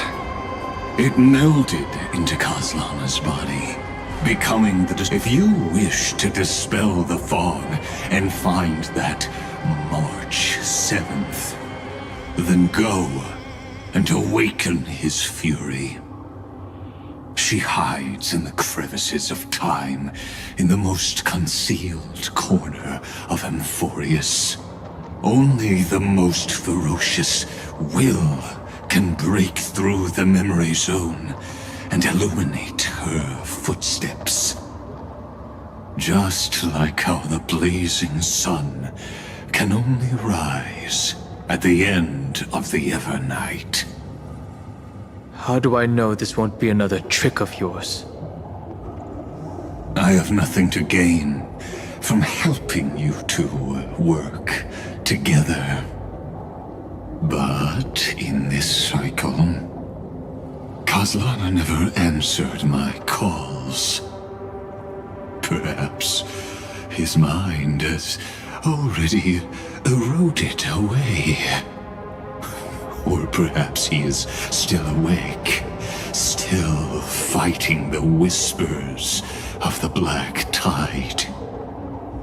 Deep down, I only wish that you and the esteemed Trailblazer could bring me an answer.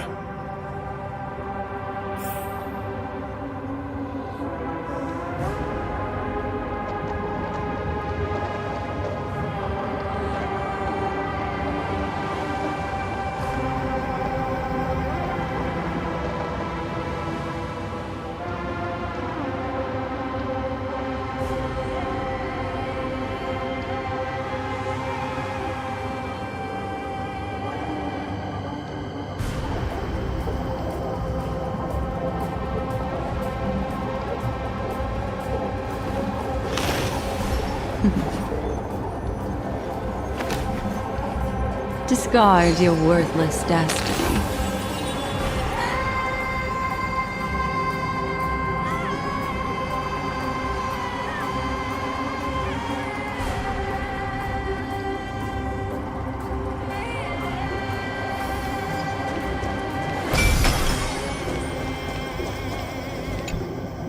Is there really no other way?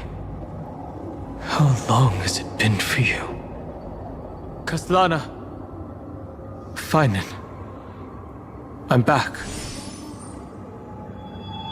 What? The moment you took the world upon your shoulders without hesitation, you lost the chance to ever be yourself.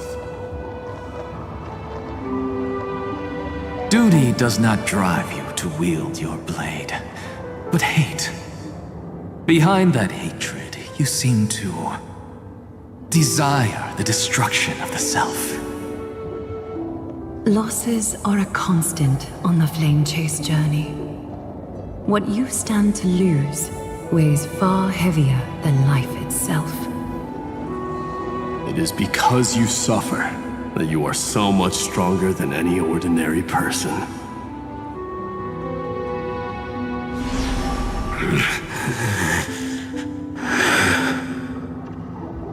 Partner. And Dan Heng. You still remember us? Those two names are like brands. Then I'll tell you that those two names only appeared for a blink of an eye in your long journey. But we once fought together to protect this holy city beneath our feet. And we witnessed each other's resolve at this very cliff.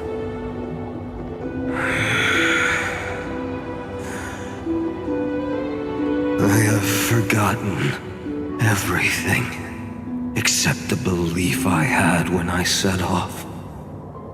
Even this body is as alien to me as your words.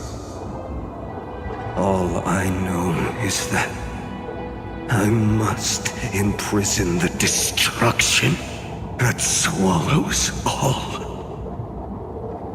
What if I tell you that we're here for the same thing? Look at what this world has become. You know what it's waiting for. Even if you've forgotten everything, I still believe that you'll make the right choice, like you did in the past.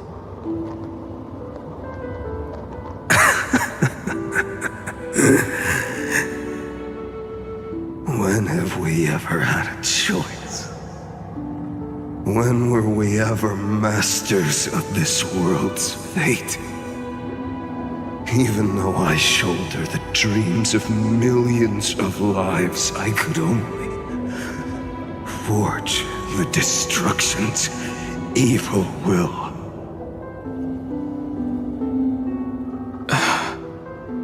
No. Everyone I know is dead. And the world I dared to save has been torn to pieces. So, be gone. This body never existed to carry out deliverance. There's no need to be so serious. Sorry, I had a really long nap and all the bad memories woke up first. Long time no see, partner. Well, it was only a very brief farewell for me. We once walked side by side and trusted each other to watch our backs. That memory will never fade away, even if all else does. And because it was so precious and hidden so deep in my heart, it needed more time to wake up. Trailblazing? What an interesting concept. Surely on your worlds, that is also a titan revered by the masses. There is no need to further confirm your resolve. Today, we inherit the duty of the gods, safeguarding the inhabitants of Amphorius. Stand with me, and become heroes!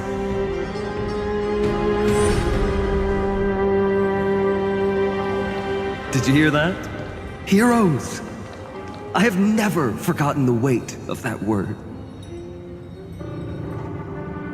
Even though I am no longer a hero, and the only thing remaining in me is the boundless flames of wrath.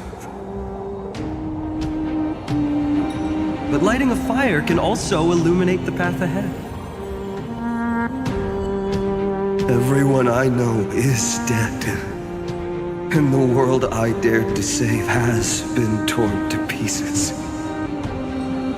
But there is still a group of heroes that I know. And they will bring the true tomorrow to Amphorius.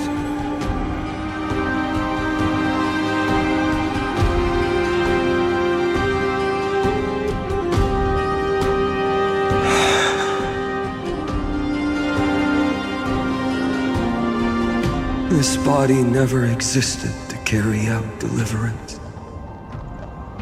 It only ever burned for world-bearing.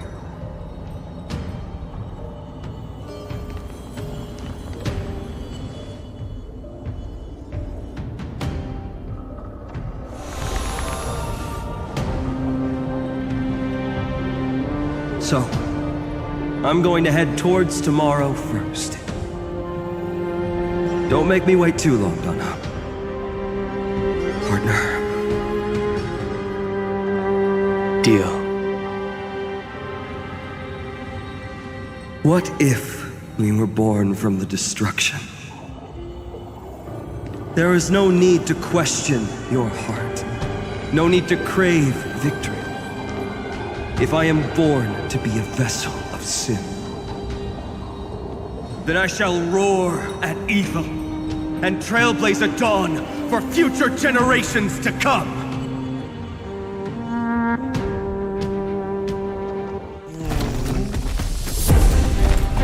Let us go to the other side of the night.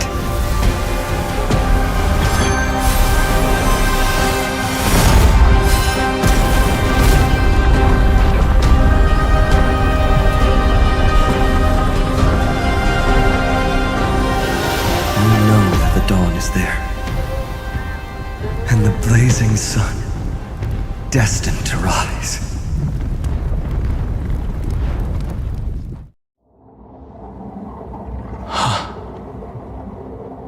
It won't be too long before our paths cross again.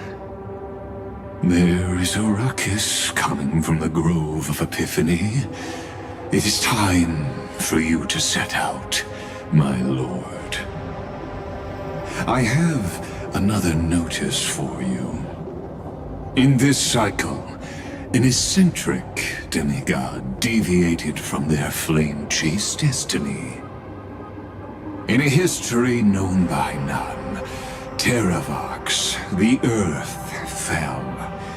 This matter has remained extremely mysterious, contradicting the extrapolations of 30 million cycles.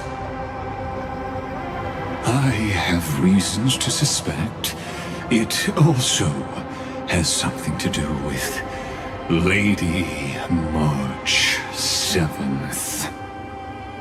As of now, clues that yield no conclusions are not important. Finan already pointed me in the right direction. Open the way.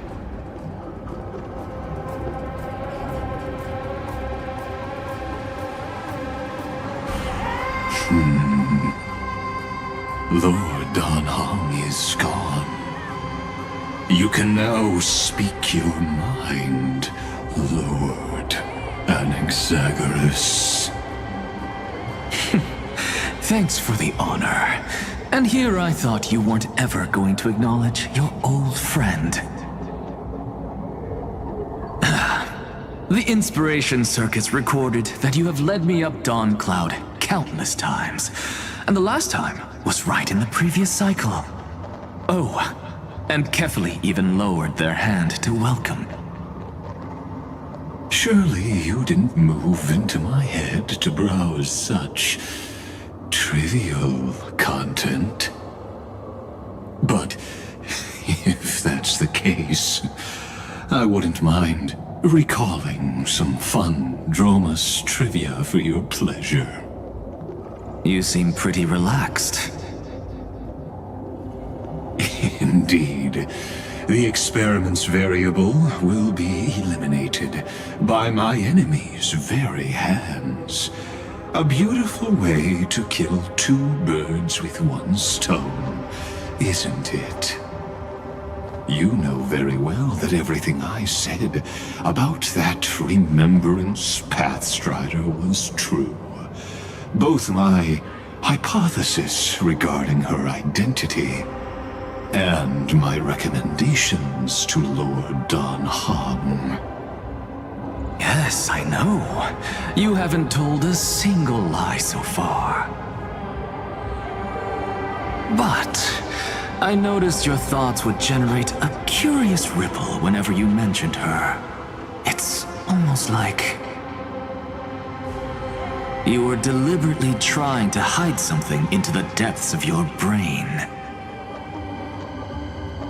Since you're talking in such a blunt way, I'm assuming you haven't actually found any concrete evidence. That is correct. Thanks to that mechanical body, you can control the boundaries of your thoughts, opting to only show partial truths. Pity that I still managed to grasp a shiver of fear that escaped your control, and I traced it upstream to discover one single word.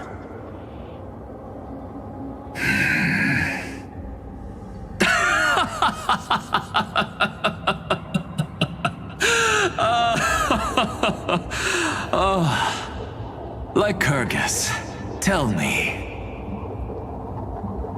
what is the Demi-Urge?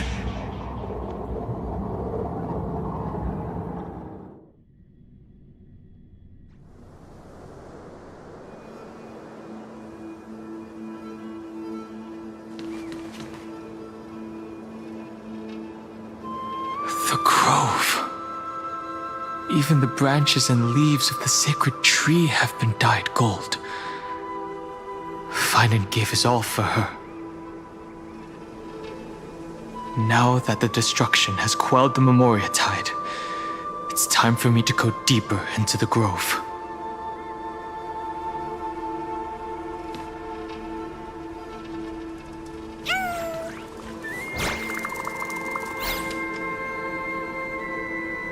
Who's there?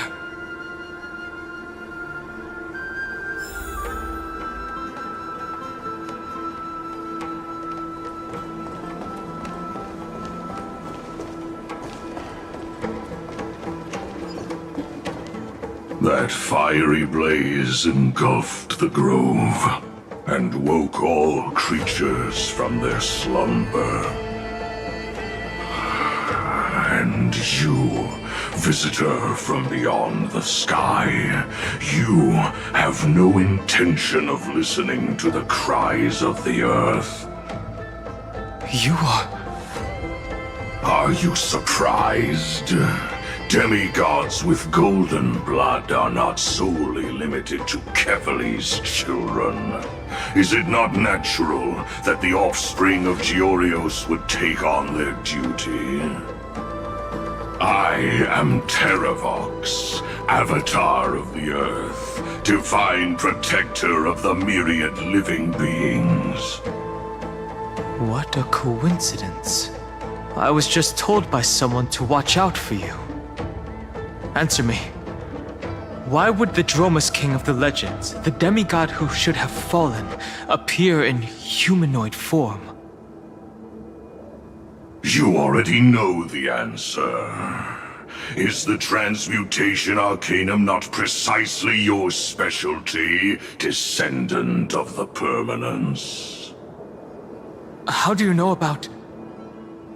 Was it March 7th? Exactly. Thanks to her, I was able to escape into the Memoria Tide and disappear from the world's memories. So you didn't die.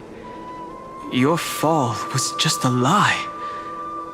You cast aside your duty as a flame chaser and joined her. Why? To survive. For Adromus, life is no more than existence. The birds and beasts of this world have struggled to survive since time immemorial. Yet unlike humans, they are unable to live on in the World-Bearer's memories. But Evernight is the master of remembrance, and I saw your story in the Veil of Evernight. Vidyadhara, the Permanence, Dragon Transmutation, Resurrect, Shara. The path you chose to survive will lead to your death, demigod. And what of it? This body is soaked in filthy golden blood. The earth is hungry, and only the Permanence can satisfy it.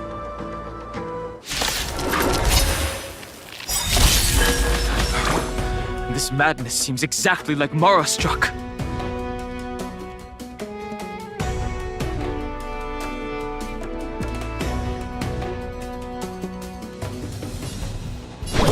Show me the way! Destiny's Offer you a hand has requiem. truly blessed me.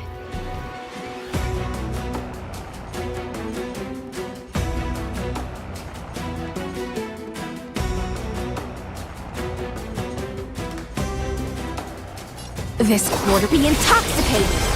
Relax. What do you want to know? Ill fate descends! Stand still. May as well kill them all. Cloud Knights? How is that possible?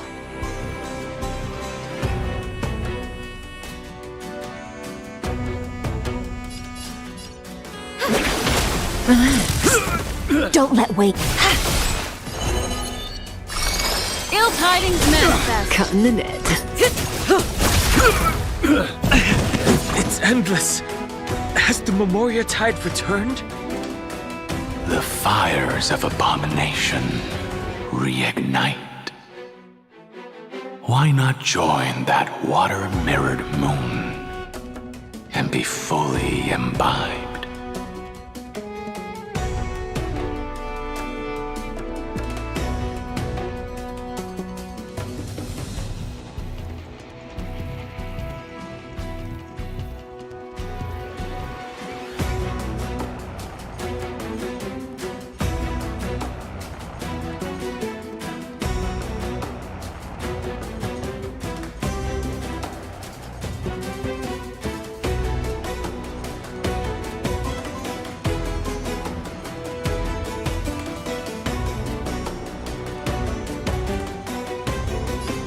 Good times. Time to say bye.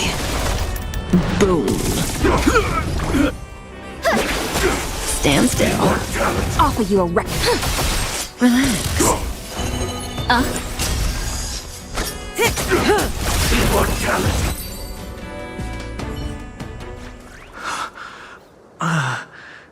Is this some disordered memory?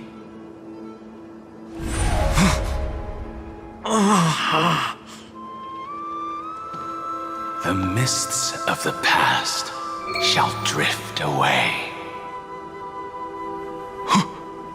What?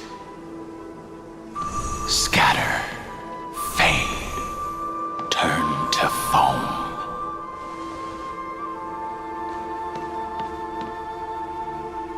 Do you not remember me? After all, I am the heavy burden you must bear. How could I be so easily forsaken? Dan Feng? Is this another Memo Snatcher trick? Vidyadhara are supposed to forget the past during hatching rebirth. But the Preceptors interfered back then and allowed me to remain deep in your consciousness.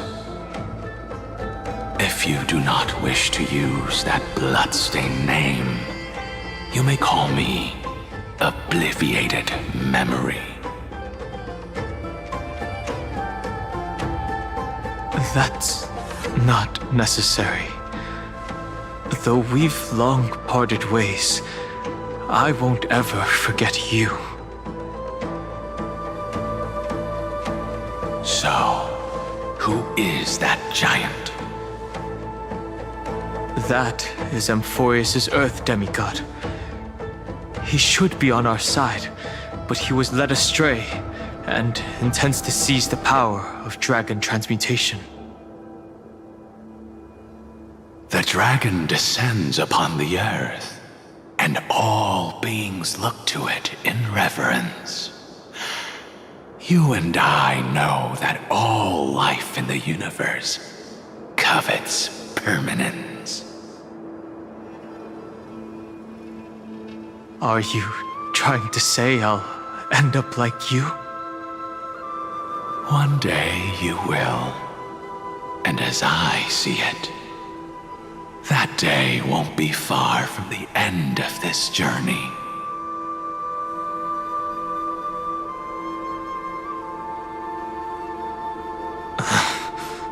Let's move on to another topic. I have no intention of passing judgment on Dan Feng, and I have even less desire to become entangled with him again.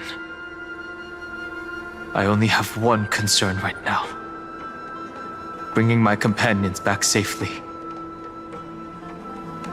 You can either help me deal with these abominations, or return to the shadows of memory. Dan Feng.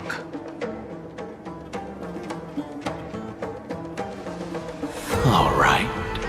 The filthy remnants of the Memoria Tide still run rampant. Let me accompany you through these rooms. You could use the help. And presumably, that giant who craves the power of dragons won't just let things rest. Do as you please. I'm moving ahead.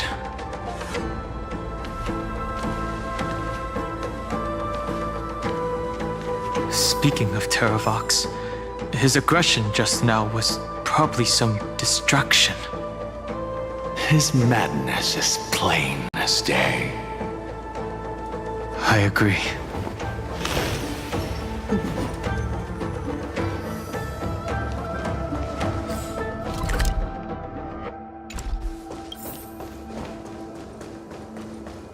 Make a wish.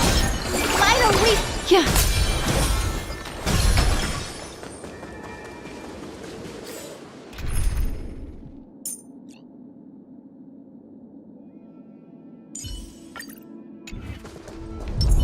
Incense ascends, entwined with ethereal clouds.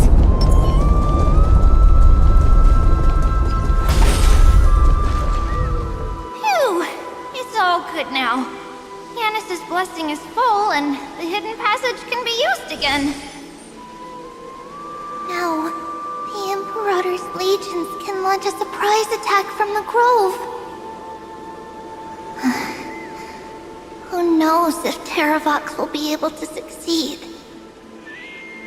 Huh? Who is this warrior? Lady Trebios, I am Dan Heng, the Trailblazer's companion. Dan Heng? Nice to meet you. I didn't realize Little Grey had more companions in addition to Little Cyrene. There There is no need to elaborate further.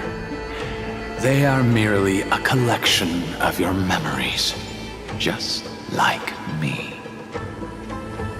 No. If they were my memories, they would recognize me. Don Hong? Even though we don't know you, we'll still ask you to get somewhere safe. A terrible battle is about to break out here. Hycelan's, Tux Gladiorum, is not far ahead. The evacuation efforts are almost over, so go now, or it might be too late. Hycelan's. I see. In that case, I'll go look for her now. Thank you. No problem. We need to go deliver some messages, so we'll be off. Please, take care, Dan Heng. Memories crazed ramblings. What do you think? It's too early to reach a conclusion, but this memory is most definitely not mine. There are two possibilities.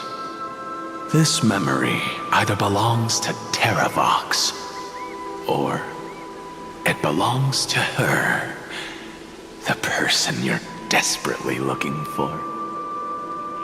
But the probability of the latter is very low.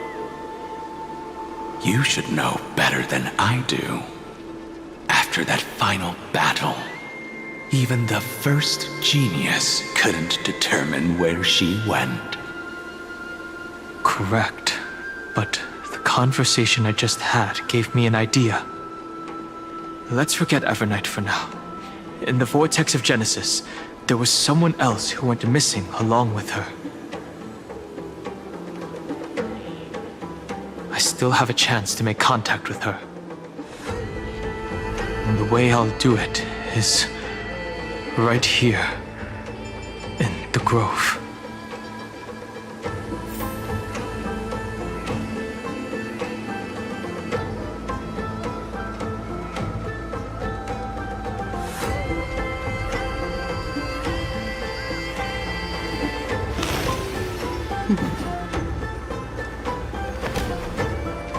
Discard your worthless destiny.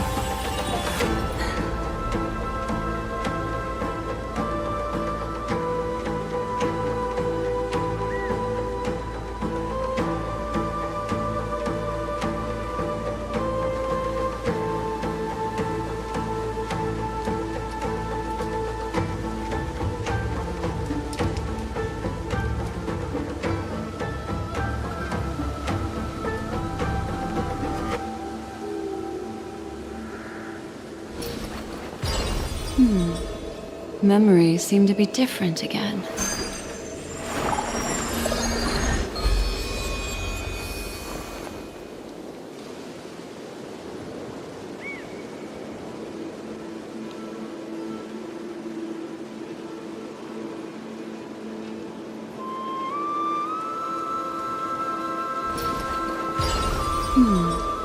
Memories seem to be different again.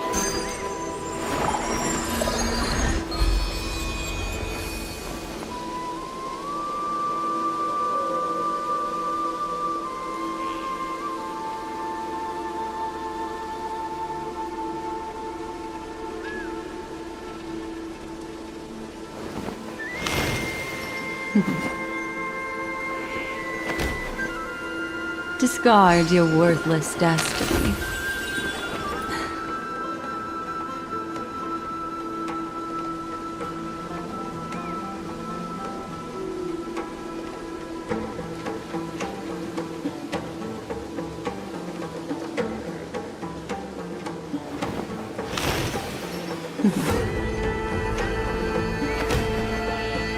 Discard your worthless destiny.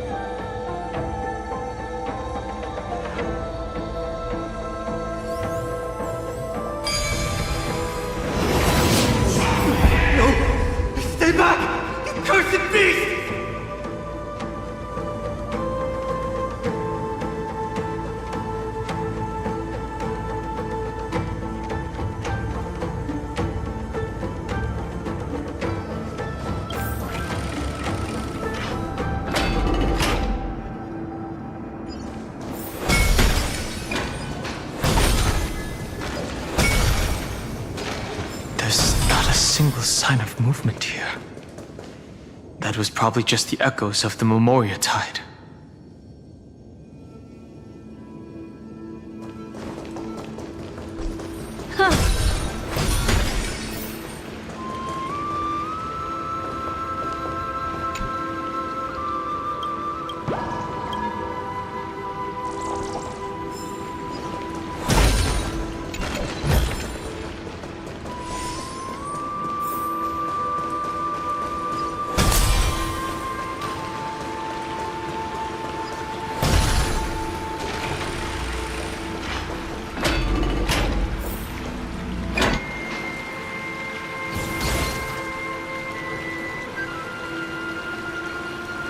Are you the spirit thief?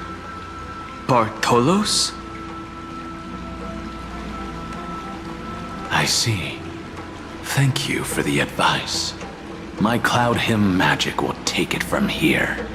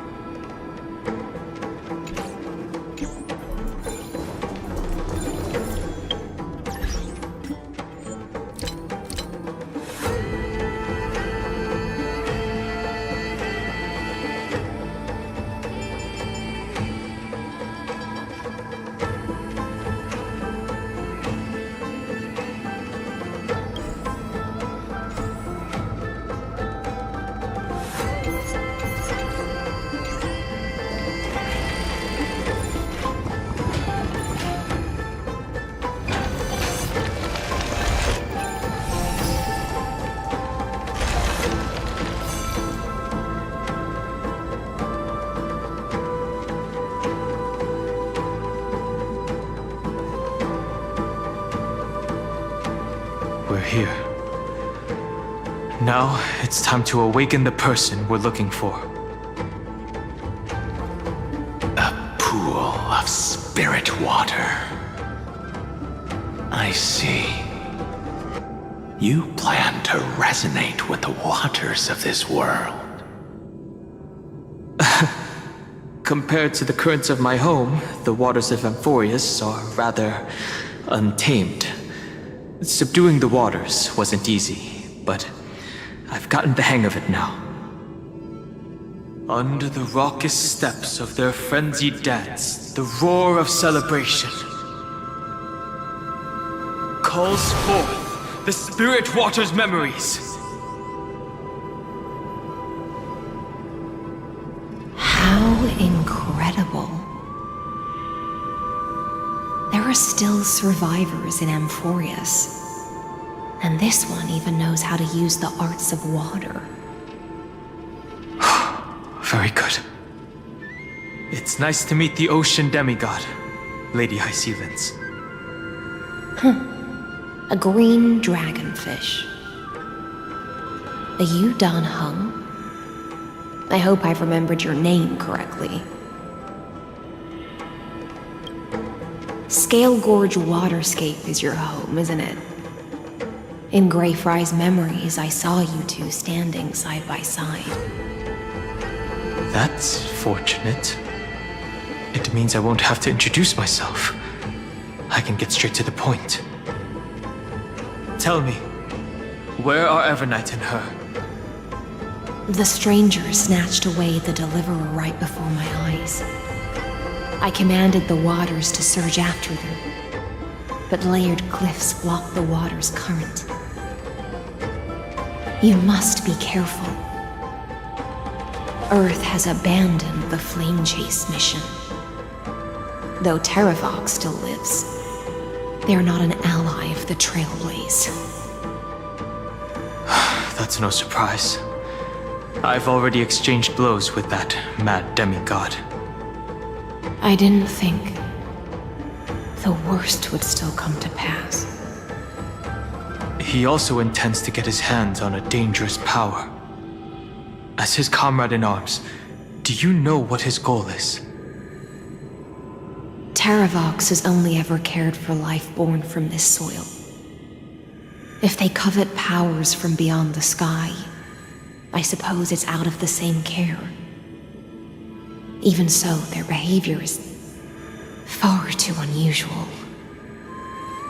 I presume they wouldn't have made such a drastic and irreversible decision if they had not exhausted all other means. But embracing the permanence may result in even more misfortune. While I admire that demigod's willpower, my position has not changed. It seems that if I want to find Evernight, I will have to confront Earth. Since my opponent has already turned into a vicious beast, what I do won't weigh on my conscience. Then allow my specter to accompany you, Lord Dan Heng, as the demigod who witnessed the end of this world. At least let me sing an elegy for my last comrade. That doesn't sound like something you would normally say. Huh? What I do won't weigh on my conscience. I can certainly guess what you mean by that. I will never hesitate for my companions. I am a nameless. And what I'm going to do is defend all the hopes that are on the verge of fading away. Then I misspoke. That is exactly how the guard of the Astral Express should act. If you please, Lady Hysealens. Hold on to this current, for it still carries the warmth of Greyfry.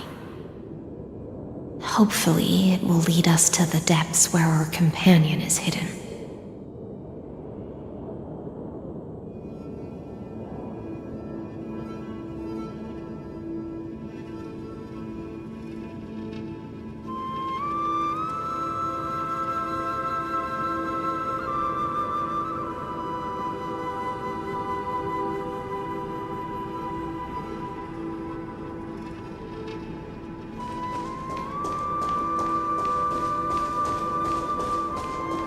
Yeah.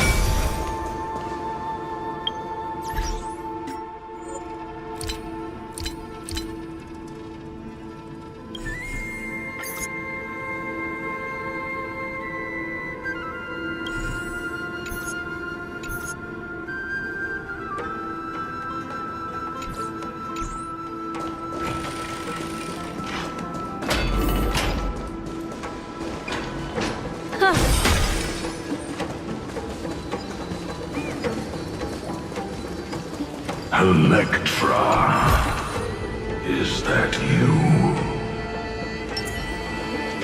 Who's that? You're right on time. Let the ocean sink into the Memoria tide and become part of the sacrifice to resurrect the Earth.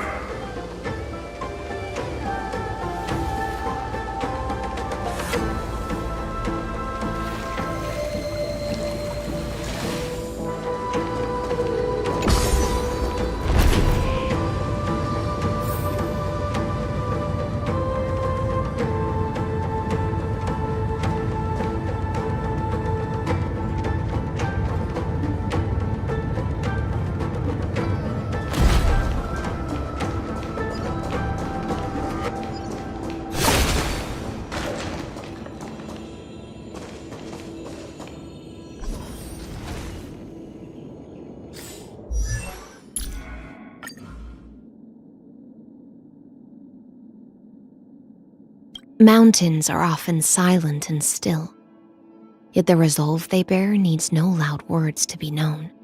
She's like a wonderful, warm ocean concerto, blending glaciers and silt into harmony. Long ago, I meticulously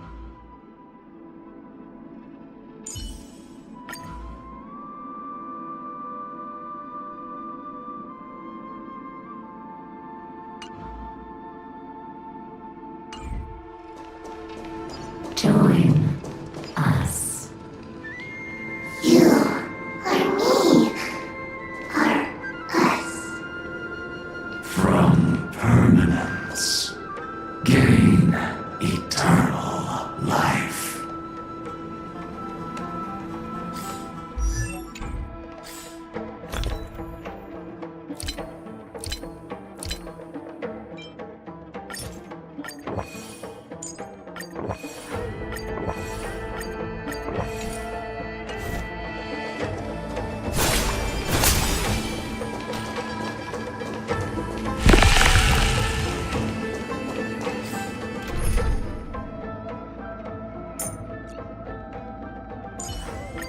Our path. Stream forth!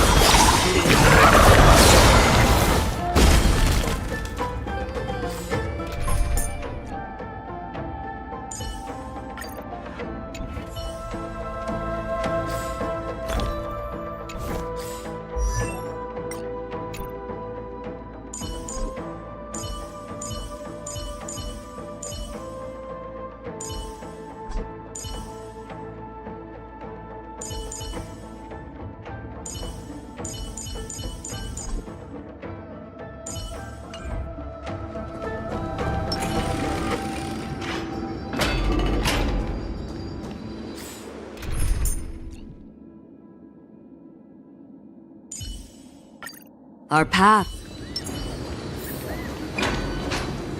Rouse yourself into the forge. March as one. Keep going. Keep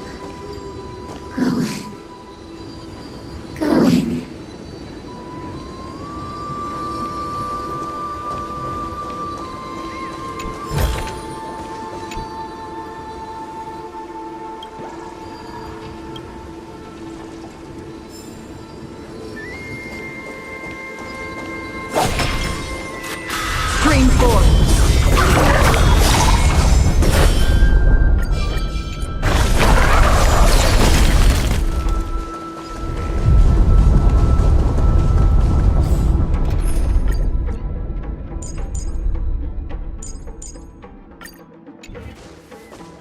Do not run from your fate. Use the permanence to fill the earth.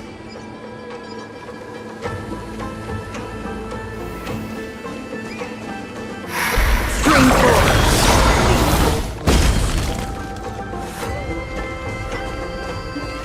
The Kiadara might not even be considered people if we did not resort to beastly actions. Why did Dunfeng choose me all those years ago? Long sire, fall into oblivion! The Memoria tide surges violently. Hold on, and don't let your focus be swept away.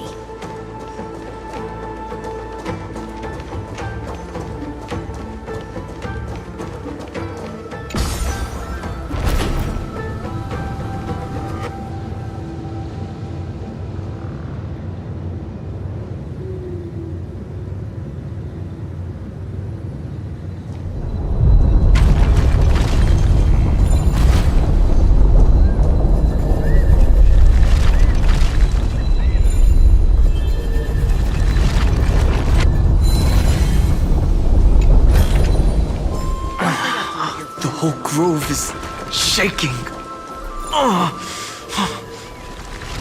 How are you doing? Can...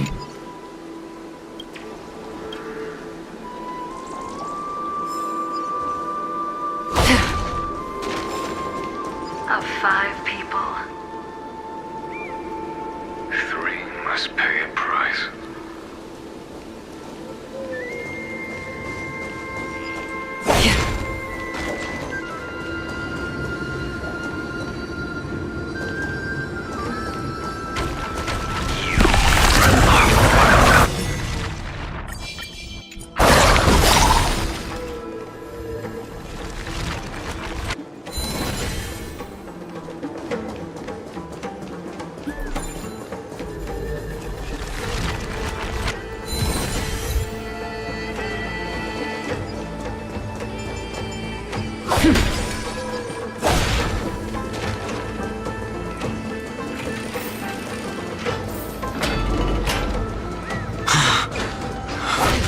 Is it over? It seems so. These phantoms that are haunting you are indeed here to bring you to your demise.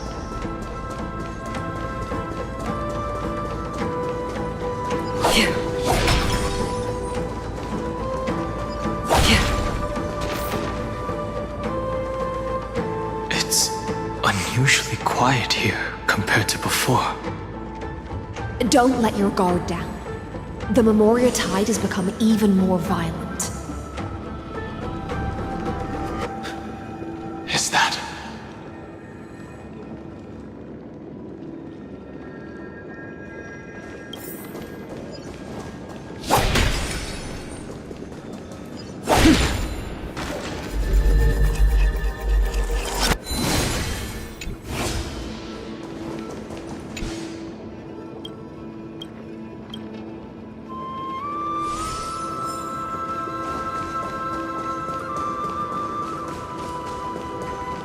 This is an interesting-looking wine jar.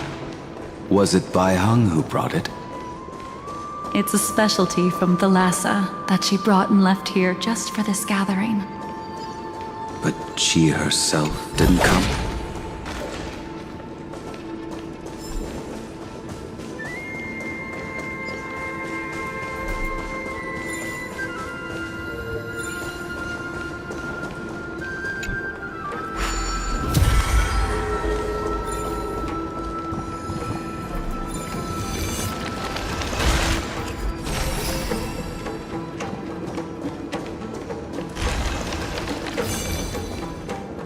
Your mind retains far more of the past than I had imagined. I've seen this farewell more than once in my dreams. The previous life is just an immersia to a newly born Vidyadhara. You know rationally that these are your memories, but it doesn't feel like you experienced them yourself. I use dragon transmutation for selfish reasons, and close friends turn to enemies. You probably want to ask me if it was worth it. The Military Affairs Office is placing more importance on the Yuchue's battle this time, and the Yaoqing called her back for a patrol mission. Some people are born with adventure in their blood and can't stop for even a moment. No matter, I'll drink her portion for her. We're already toasting. Why don't we wait for Dunfeng? As always, the High Elder has endless meetings with the Preceptors that he can't get away from. Let's not wait on him.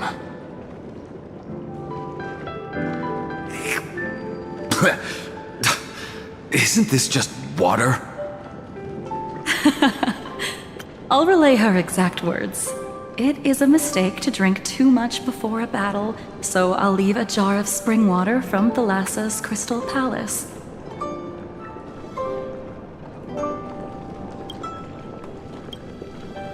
She said that wine only has flavor after a triumphant return.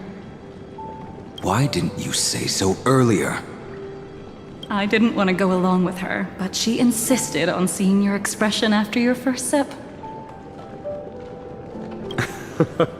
Any gift from a friend, whether it is water or wine, is rich in flavor all the same.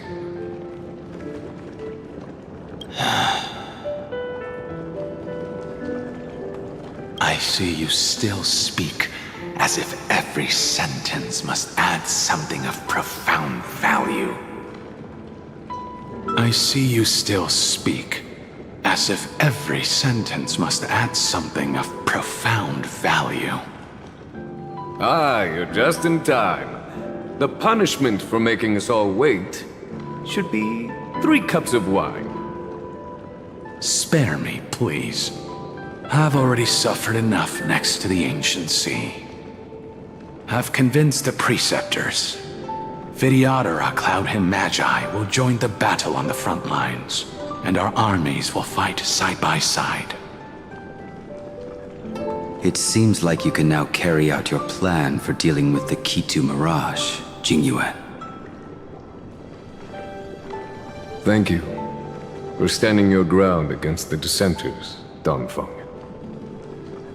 I never thought those Preceptors would ever relent. After all of this, countless Vidyadhara. Countless Vidyadhara will lose their lives, with no chance at a molting rebirth. We all understand this. But the Vidyadhara cannot become a part of the Alliance's destiny if we do not share in its joys and sorrows. We would only be bystanders to everyone else's suffering. That is something we all understand as well. That is also why we've gathered here. Come, raise your cups.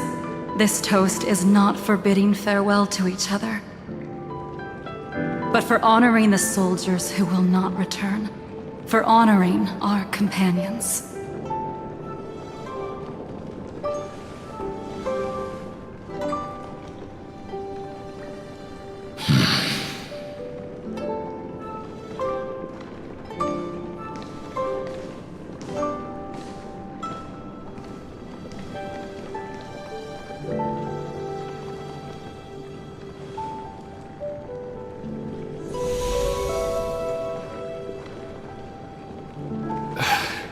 Apologies.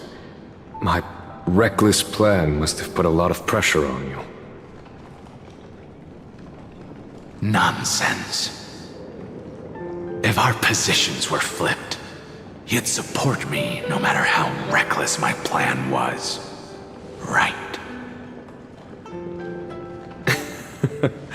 Of course. But let's try not to be too reckless.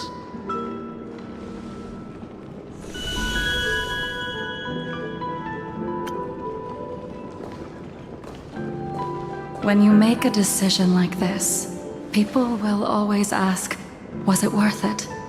And you will also forever question yourself.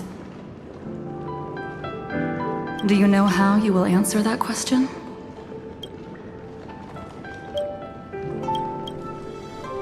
I won't answer it. I will prove it.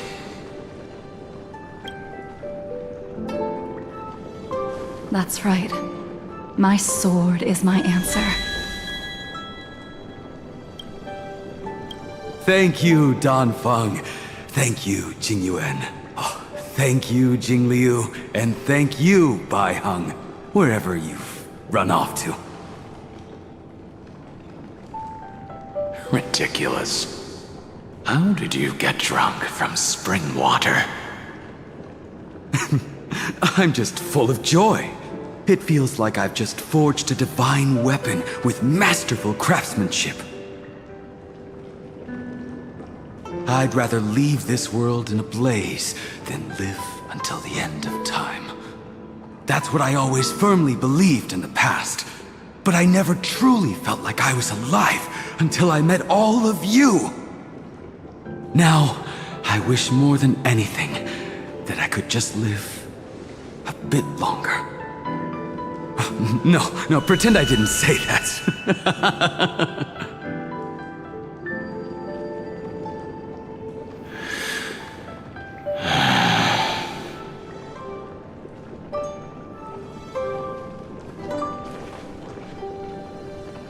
It's over.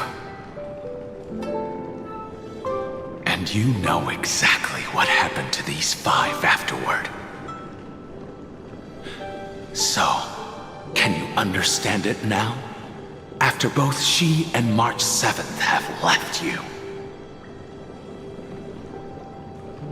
Losing a dear friend with whom you've shared so much can never be considered a victory.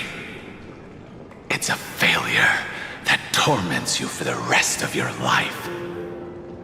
I could never accept that kind of fate. So you made a decision. I was the one who used the transmutation arcanum. I was the one who swore to bring Bai Heng back to life. And the one who brought everything past the point of no return. That was also me. Do you have any regrets, Dan Feng?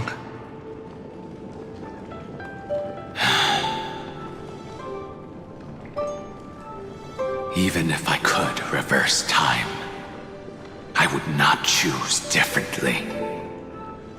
And if it had been Jing Liu, Jing Yuan, or even Ying Xing who died in battle, I'd still choose to do the same thing.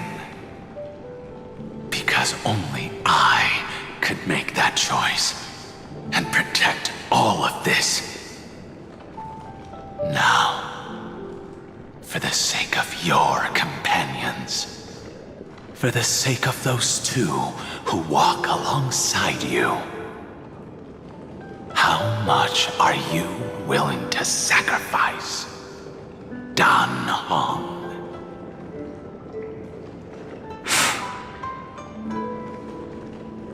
Everything. Your answer does not surprise me. They are more than just my companions.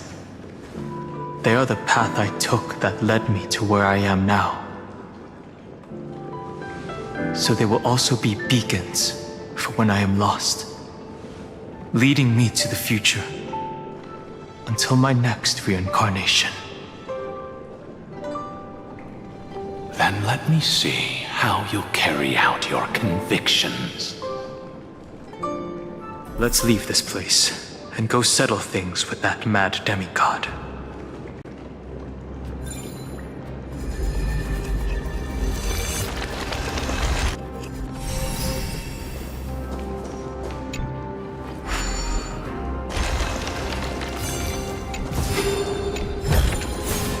Don't forget to let your friends in on the action.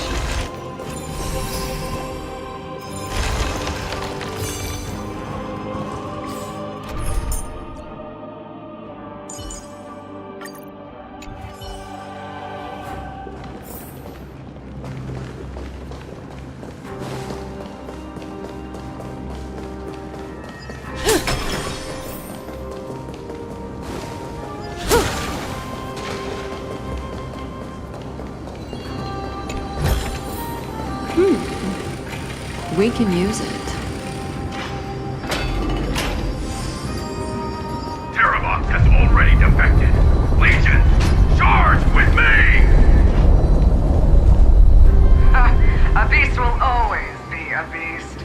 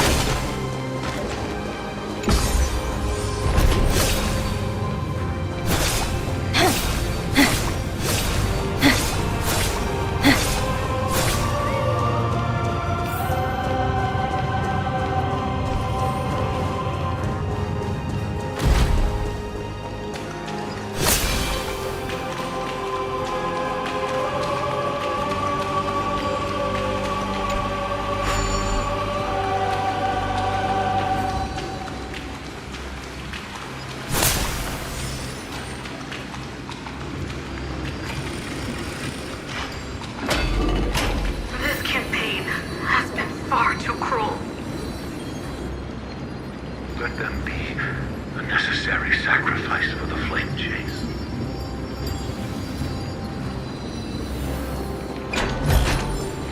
Will it too be marked by the scent of the seafloor years later? Seismic walking dragon, history shall remember you as a Titan Slayer!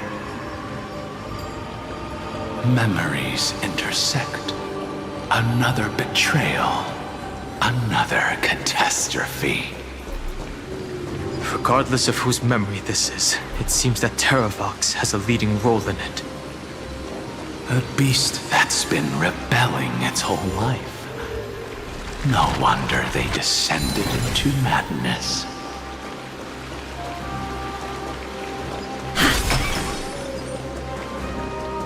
I see the destination that the destruction points to. Golden blood is gurgling out. It's almost like a heart that has burst open. Follow the current and calm its frenzied pulse. Any fish taken the bait? As expected, someone's been waiting for us. It's you. They are here. A scion of permanence. And your old comrade in arms. Terravox, my old friend. Indulge yourself. Let this Memoria tide swallow everything. Be prepared for the worst, Lord Dunhung.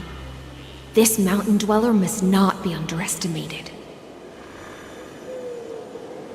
Geocles the Mountain Breaker. Earth's Dromus Rider. It's been a while. Mountain Breaker? He's not Terravox? I remember you, little fish, and your despicable master. I didn't think you were still alive. Death is just a return to the earth for mountain dwellers, thanks to Evernight's gift. I was able to come back to the mortal realm and keep watch over my dear friend, the Earth demigod who was sacrificed to the Flame Chase plot in vain. Long Scion, you are the most important offering in this ritual sacrifice. No matter how strong your will is, it will eventually be swallowed by the Memoria Tide. When that time comes, you and the powers you bear will serve us. We will use the permanence to awaken the fallen giant dragon and give the Earth an everlasting body. I see. So you pretended to be Terravox in order to lead us here into a trap. If it weren't for the Imperator's tricks, the name Terravox would be shared between us anyway. They made the right choice for Amphorius's tomorrow. But the tomorrow you speak of only ever had a place for humans. What, my old friend? I will once again start a fire that burns away the chains that shackle us! Why don't you leave this to me, Lord Dunhung? Use that hidden passage to reach the opposite shore. Perhaps Greyfry's there, deeper inside. No. I will stay here.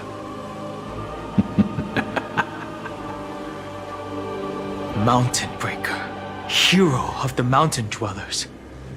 If I do not stay here and triumph over him, he will die an ugly death in delusions of the permanence. That should not be his destiny.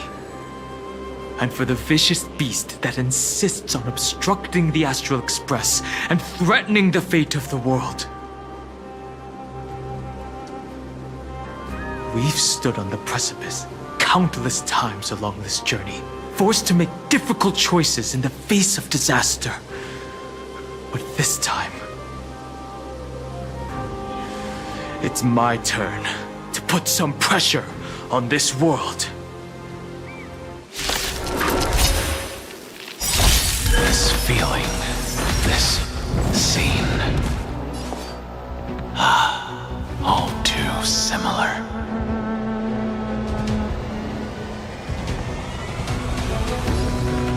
Memories are ever-changing. Beneath the waters lies an endless abyss! Relax. In the abyss's revels, your cries rise. Stand still. It's time to stop struggling, Geocles. Go to your death with dignity.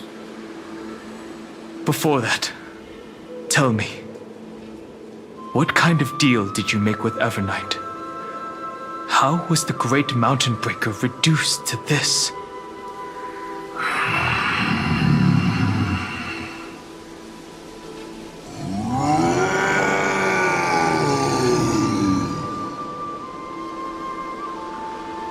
That's... Leave it to me. I'll recount the Earth's heaviest past and sever its deepest delusion. Terravox? Is that you? Your body has become so frail. Even mountain ranges grow old and eventually die. But I can hear the sound of blood still surging through your veins, fast and strong. I suppose you are the true Earth demigod. I am near my end, and the demigod title means nothing to me now. The being who stands here now is just the former comrade of the Mountain Breaker. traitor who abandoned him. Traitor? Terravox was once a member of Geocles' Dromus Legion. This force was famous for its skilled riders and their brave Dromuses. Terravox himself was the Dromus King, the giant dragon who swore their life to the Mountain Breaker. In the battle against Georios, the Imperator could not surmount this mountain, and thus had to break it from the inside. Terravox's betrayal was key to the Flamechase army's victory. The age of the gods was coming to an end. Living beings had adapted to the changes amidst the rifts of the earth, and now they had to learn to survive in the crevices of the epics. Someone had to watch over the earth, so I agreed to a deal. I would take the Titan's divine authority and sink into the cliffs, using my flesh and blood forged of stone to mend the land. But there was one betrayal I could never forget. The Mountain Breaker refused to believe that was my choice, even till his dying breath. Faced with having to surrender to the Imperator, he chose to die instead. So this is why you decided to conspire with Evernight.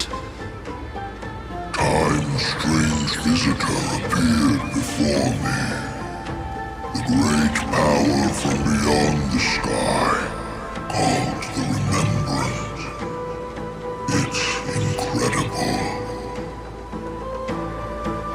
Geocles was able to be reborn as a memo sprite. He mumbled about the times we fought side by side. Just like how all the lives this body carries speak to me. Evernight did not ask for much in return. She only wished for me to use the divine authority of Earth to hide her tracks. Since you're being so candid, does this mean you've given up resisting?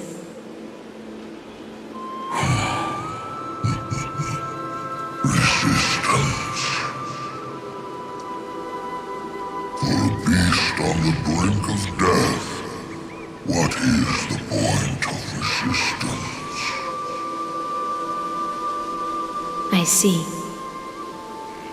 1,000 years have passed, and your mind has long since been shattered. This frail body bears the weight of all those I've betrayed. And now, my only wish is to rest with them. In the unchanging past.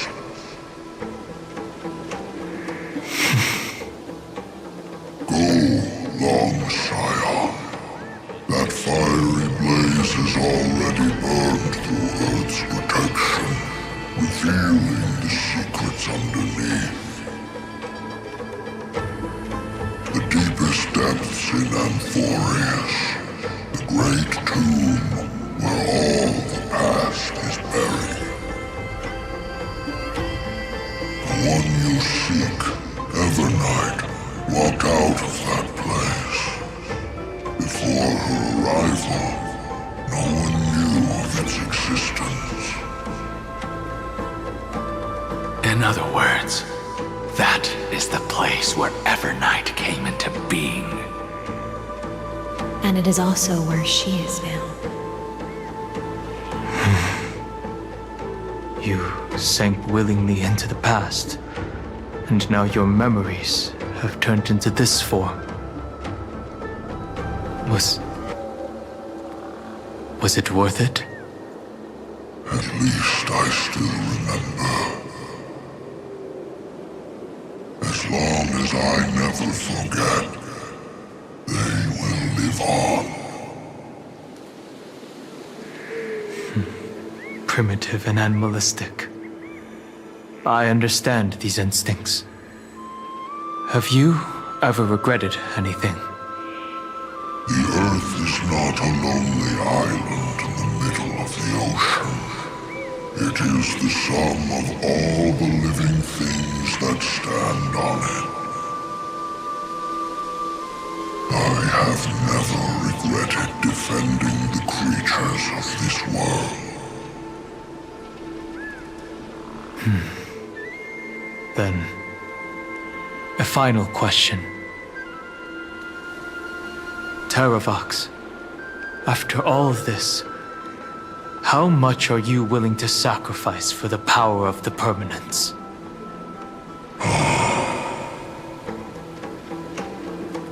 Everything. My journey up to here has allowed me to fully understand my destiny. No matter how I struggle, the Earth will never be able to reach the stars. But my compatriots deserve to continue their struggle. At the end of my life, I want to make one last effort to give them a chance to move on to the future.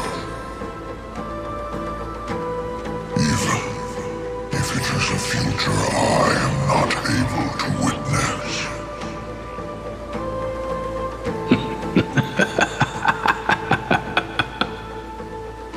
I understand. Then, join me in rebelling against this unjust fate once more. Even if the world collapses, the Earth must remain unshaken. Give me the core flame that burns within you, and allow this immortal body of the Permanence to bear the furnace of life for you. Long Scion, are you willing to bring them all into the new world? I won't give you empty promises. Allow me to answer your question from a different perspective. The Permanence is the path that dragons trod, and eternity is life's deepest desire. If you entrust the Earth's living beings to me, they will live in symbiosis with the instincts in my blood. With this body as an ark, I will deliver them to tomorrow for you. That tomorrow won't be the end of Amphorius' West Wind, but a vast and boundless sea of stars. A sea of stars. It's a future where all beings can trailblaze side by side, not a prison made for remembrance. In the veil of Avernight's memories, you've always been someone with reservations. I misjudged your resolve. I understand. This is the only choice. Behold, this core flame that burns in my chest. This core flame born from the earth. It is the red soil from which life sprouts, and the furnace of all living things. It tells me to commit one final act of treason. Entrust this heavy task to the trailblazers from beyond the sky. Let them tend to the wild terrain and safeguard the lands.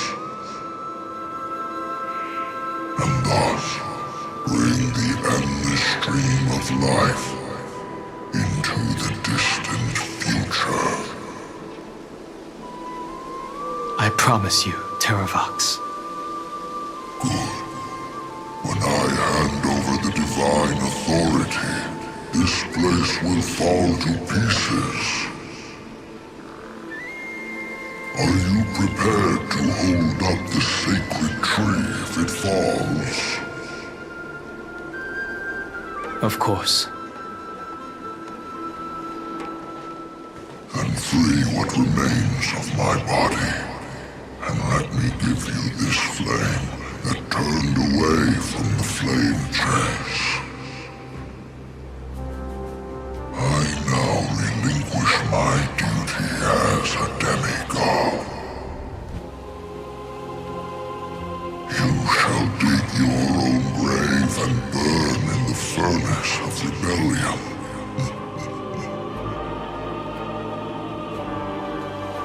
I only hope that, after all this time, Father will take me back into their heart.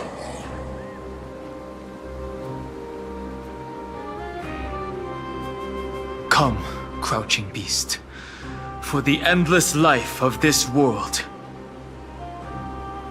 Rise from your dormancy and follow me as soaring dragons of the wilderness.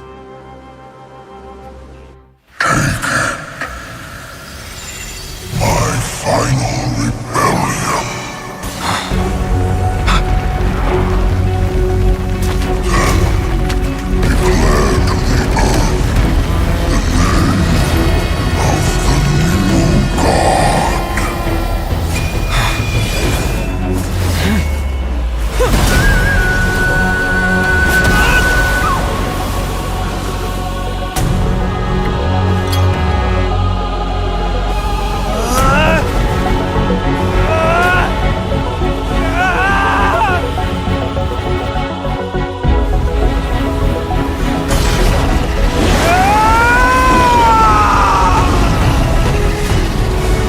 I am Dan Heng,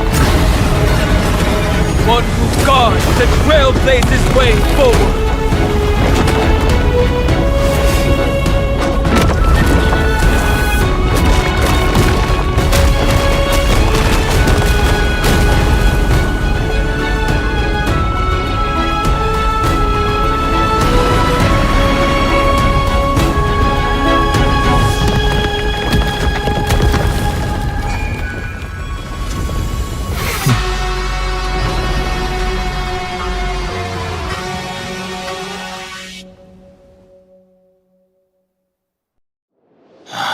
Fortunately, the worst did not come to pass.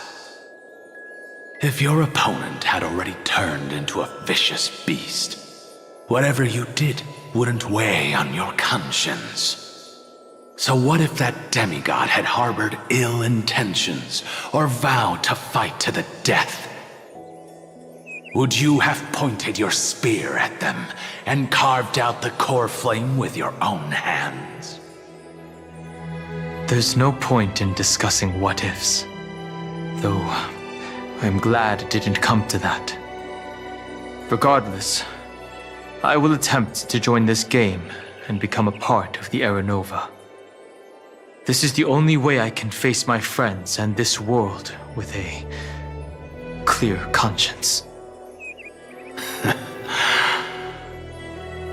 Now that things are settled between us, it's time for you and I to say goodbye. Everything that I left behind has faded away at this point. Go and march toward your own permanence. As for how to tame it, I'll leave that to you. Thank you. We can't go back to the past and make better choices, but at least we can do better in the future. A dragon can only welcome new life by shedding away his old, scarred skin. For the the first time in my life, I feel at ease.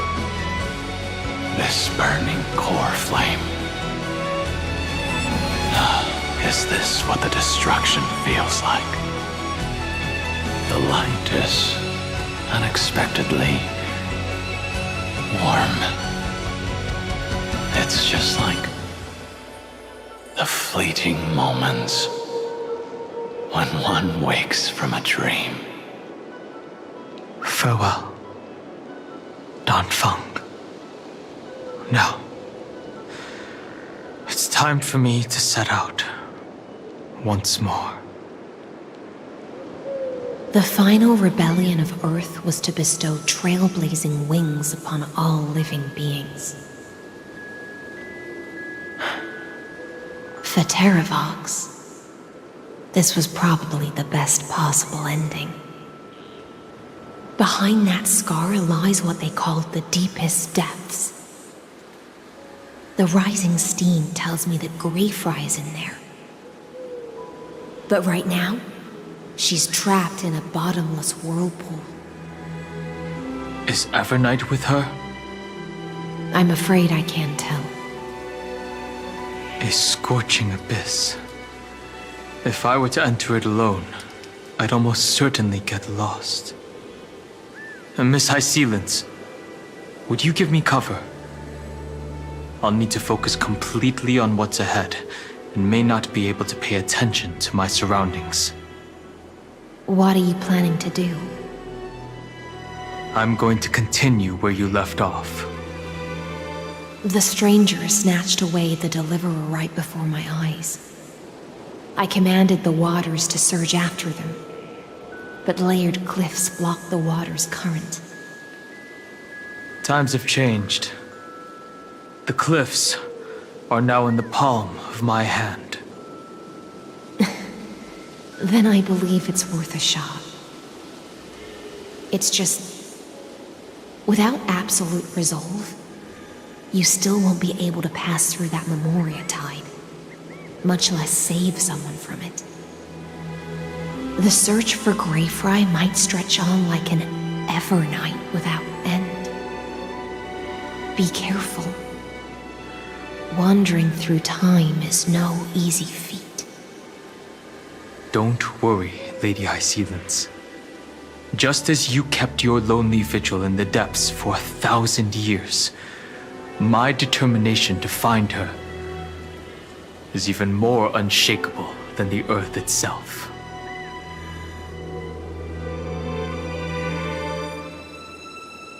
Ancient sacred tree, lend me your roots. With the core flame I carry, let me resonate with this land. With heaven and earth as my map, and time as my compass, I will find that one singular point. Even if I must cross every mountain and valley on my own 2 feet, I will bring you home. Circe's giant tree, witness to Amphorius. This time, I will follow its roots into the ancient earth until I find you. On this journey, I will become the bedrock of mountains and bear the cities above. With the currents, I merge into the tide, crashing upon the land's jagged reefs. I sweep across the nameless barrens, scattering endless snow and frost. Entwined in the cycle of day and night, into the deepest depths of this world, adrift in the darkness that was before all else. When can I lead you out of this maze? No, I can't do it with just my eyes alone. Maybe it was never me, Maybe it was always you who could set us free. Long time no see. All right, let's settle this and keep moving. That's where we will all find our answers. Hey, Danhong, wake up. Three of a kind. Two pair. Ace. Go.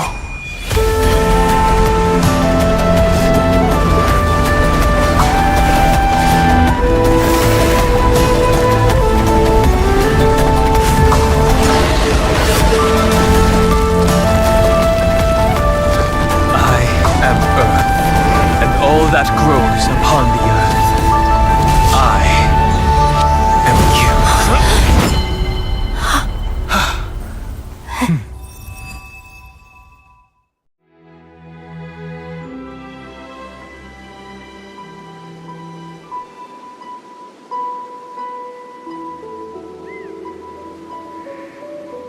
Finally.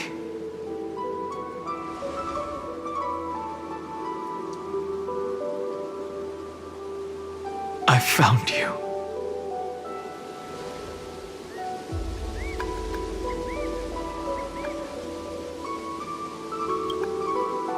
Long time no see. Did you get taller? While you were trapped, I experienced a lot.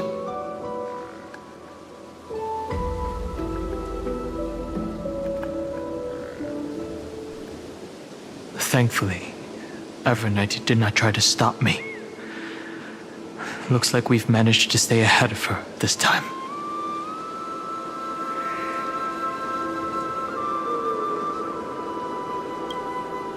Rest assured, we won't abandon her. We'll all return to the Express together. No one will be left behind.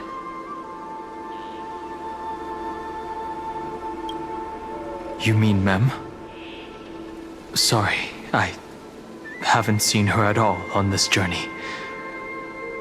Perhaps you were not the only one being held captive by Evernight.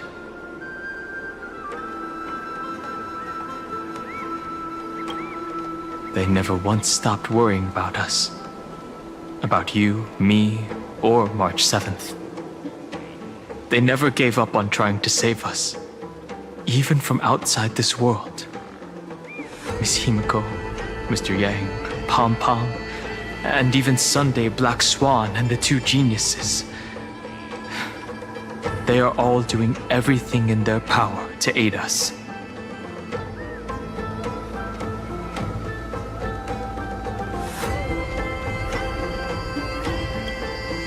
I understand. Her power shouldn't be underestimated.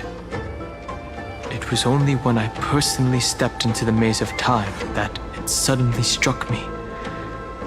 She and I had crossed paths once before. I'll only warn you once. Leave her body now. I feel like I've seen these floating black things somewhere before. I had an unexpected encounter with her when I left Amphorius. Perhaps to avoid exposing her whereabouts, she stripped that memory from my mind. That power called Oblivion. It's just like an Emanator's. Oblivion.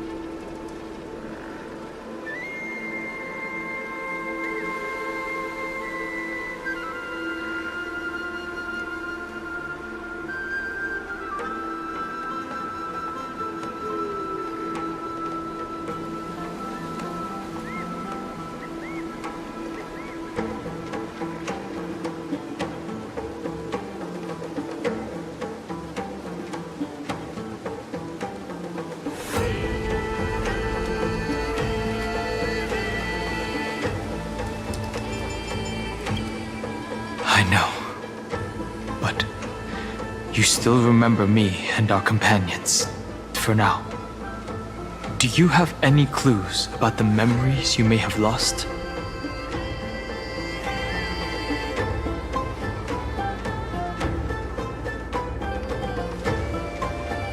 Are those Evernight's exact words? If I'm not mistaken, she intends to make you forget Amphorius, including the Chrysosaurs who have journeyed with us up till now. But it seems you still recognize Lady Hycelens. If I made that much of an impression on little Greyfry, then I am naturally delighted. But I fear your escape from that power they call Oblivion is thanks to someone else.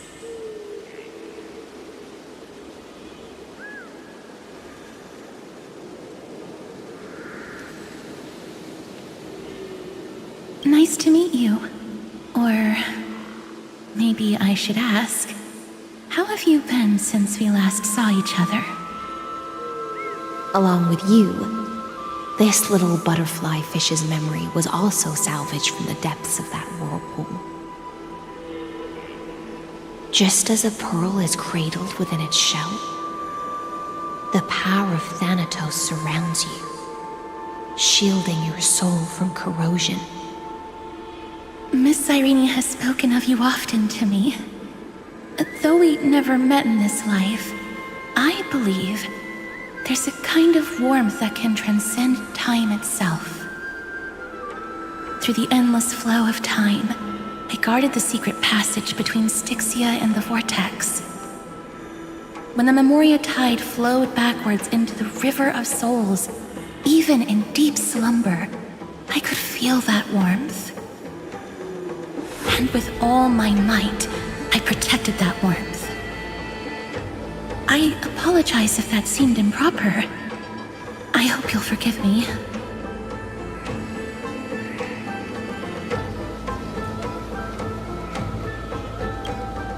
She was just speaking metaphorically. This conversation feels familiar somehow.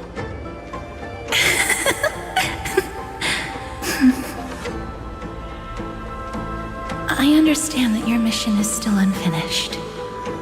The path ahead is treacherous, and even though my body is bound to these dark currents, I'll do everything I can to watch over you both. The little butterfly fish is right. There is still a pair of eyes watching from the shadows, but we won't let them get anywhere near you.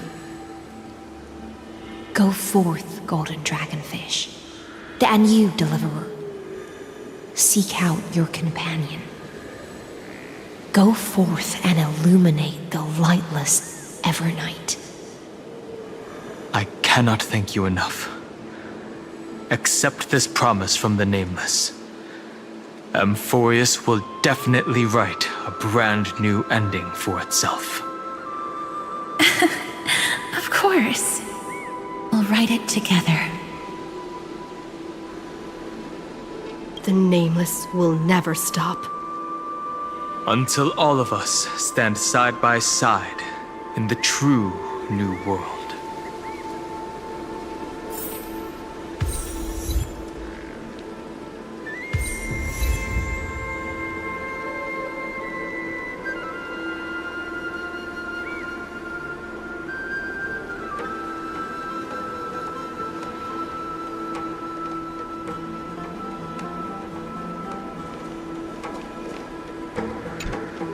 Go forth with courage, little Greyfry.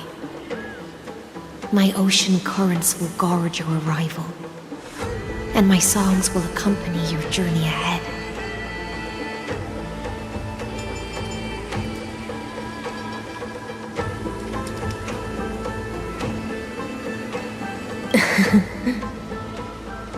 You still remember how much I love fire and feasts. All right then. It's a promise. Go find your companion and see your journey through.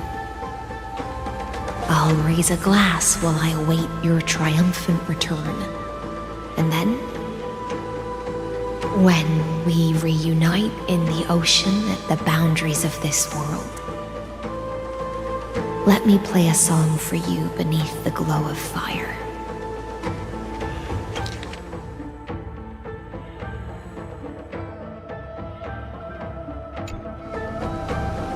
At the end of the sea of flowers, the souls of the living shall warm thy fingertips, and after an embrace, there shall be eternal separation. If I hadn't met you at the end of the world, I would have thought Lady Trinan's prophecy was wrong.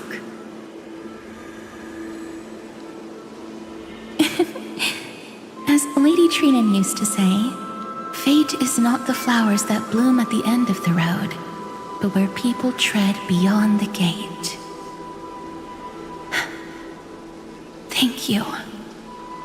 My own path has finally come to a gentle end. Take all beautiful wishes with you, march forward with determination, and don't look back.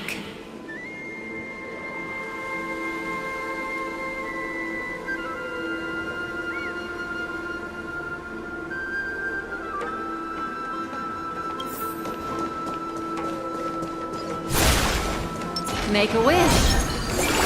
This place was once Nestia's altar. Could the golden thread be leading us to the world's deepest secret?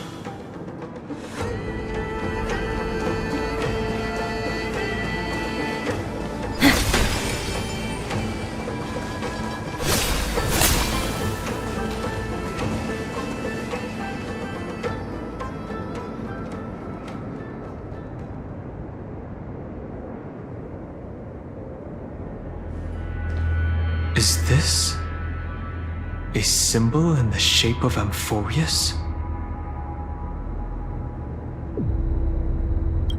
Where was it? Can you remember?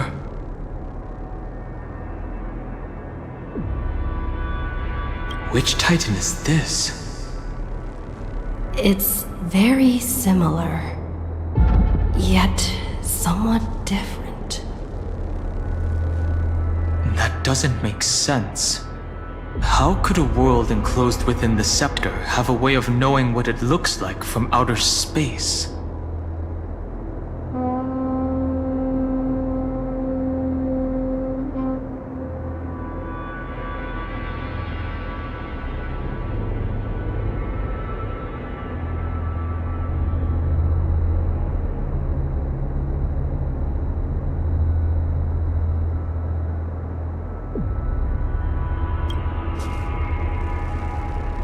Unless the mural isn't a drawing of Amphorius, but rather someone saw the mural and shaped the world in its image.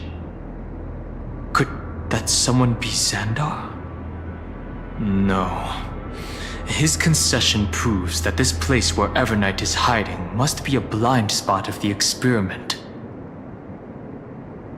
I'm afraid not even Xandar knows about the existence of this great tomb, or the secrets buried within it.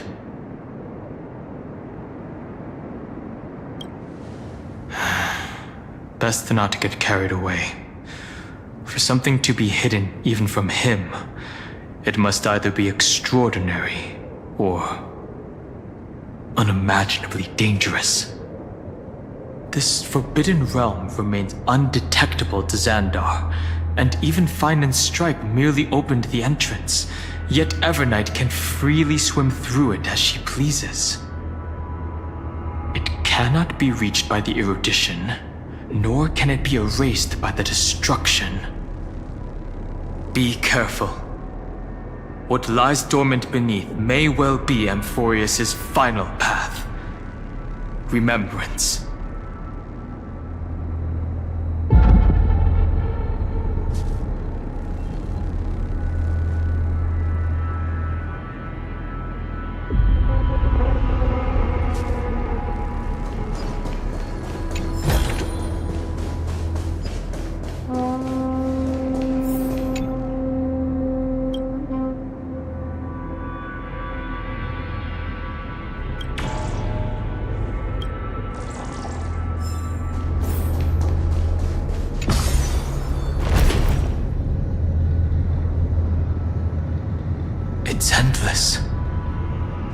feels like we're plunging into an abyss.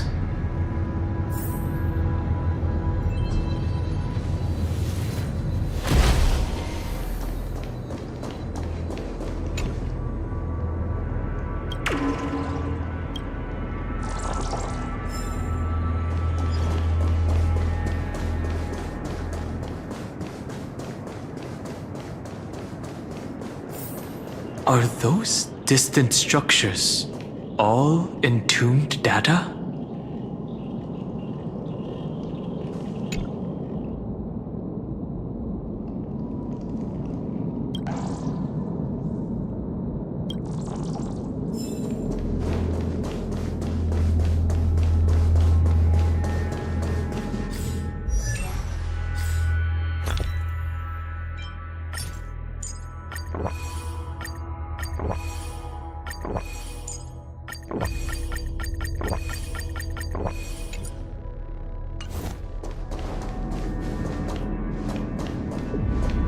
The whirlpool of remembrance. Bottomless and unfathomable. Behind this mist must be Everknight's domain. Ready? Once we step inside, I'm afraid there'll be no turning back.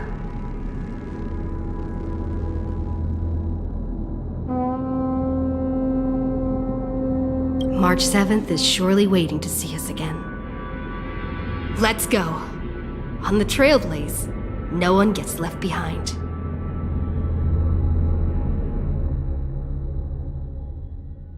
This maze is full of memory loss.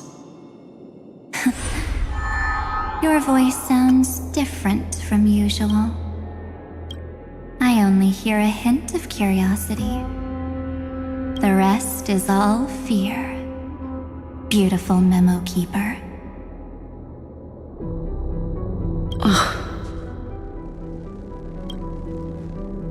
I know exactly where that fear comes from. The Evernight is a mimetic entity's natural nemesis. They will swallow you whole with just a flick of my pinky finger. I am the Garden's enemy. I have never denied that fact. I have to say, Miss Evernight, you've certainly got a unique way of protecting people. At least she's still willing to talk. Is it because I disobeyed the Garden's rules? Maybe I still have a chance. No.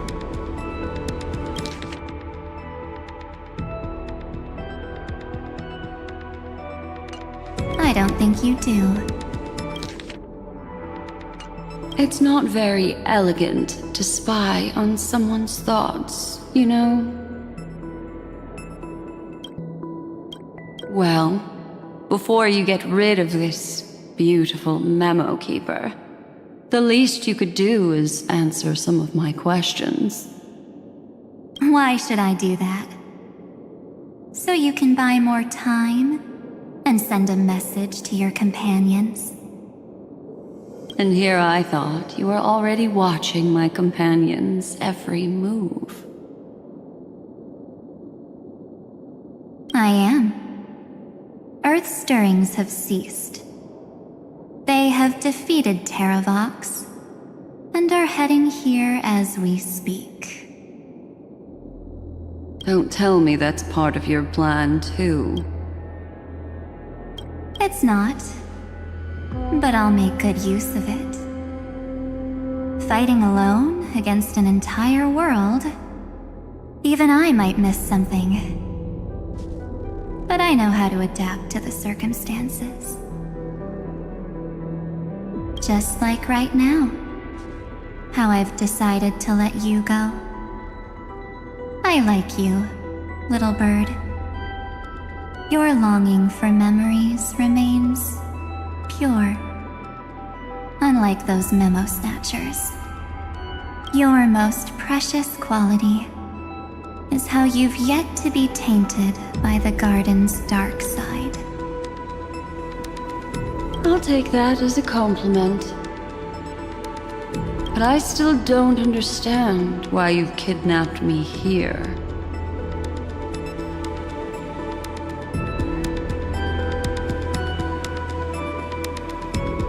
Well, seeing is believing.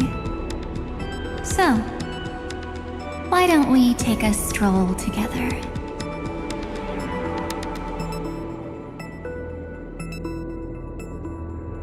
This ruin buried deep underground is called the Kernel in the language of erudition. But I gave it a friendlier name. The Heart of Amphorius. The great tomb of the Nameless Titan. The Nameless Titan. You'll see with your own eyes just how important the remembrance has been in this world.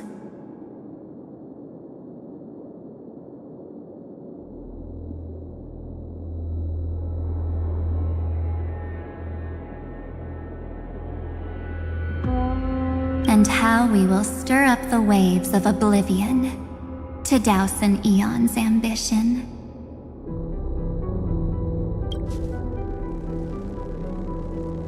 You've been hiding here all this time.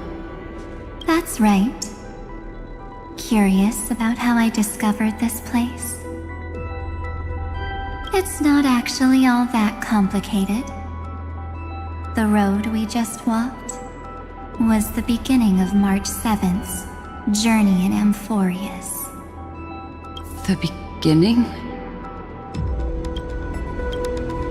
Do you still remember how 3 paths are said to intertwine in Amphorius?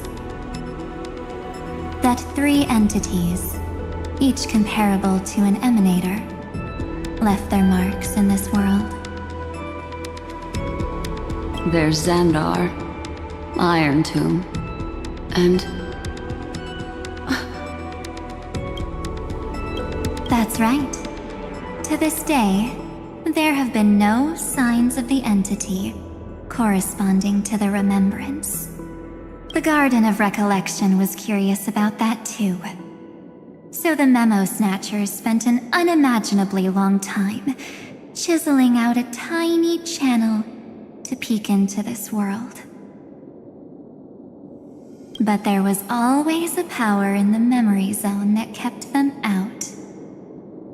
And when March 7th's consciousness was seized, it was a ripple of the remembrance that protected her and sent her in here.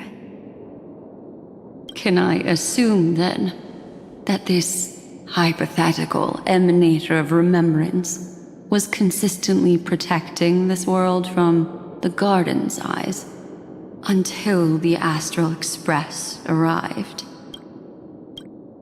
That's correct. You're a smart one. But why? Go see for yourself, little bird. The memories contain everything.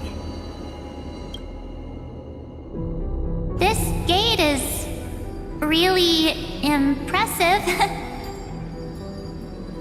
These are March 7th's memories.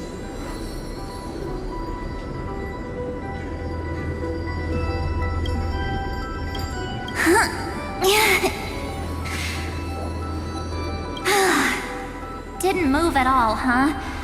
I just got here and I'm already locked out. A journey of 1,000 miles stopped at the door? That's terrible! Is she stuck? Keep watching. The fun stuff is just ahead. Warning. Object does not have access permission. What? Did I touch something I shouldn't have? Execute formatting protocol. What's going on? Formatting? Warning. Illegal operations detected. Warning. Illegal operations detected. Hey! Don't just activate like that! How do I stop this thing? Warning. Warning. Warning. Operation authorized. Protocol name. Back. Huh? Finally, it stopped. Wait, did you just mention her name? She's barely spent any time in Amphorius, and she's already famous? I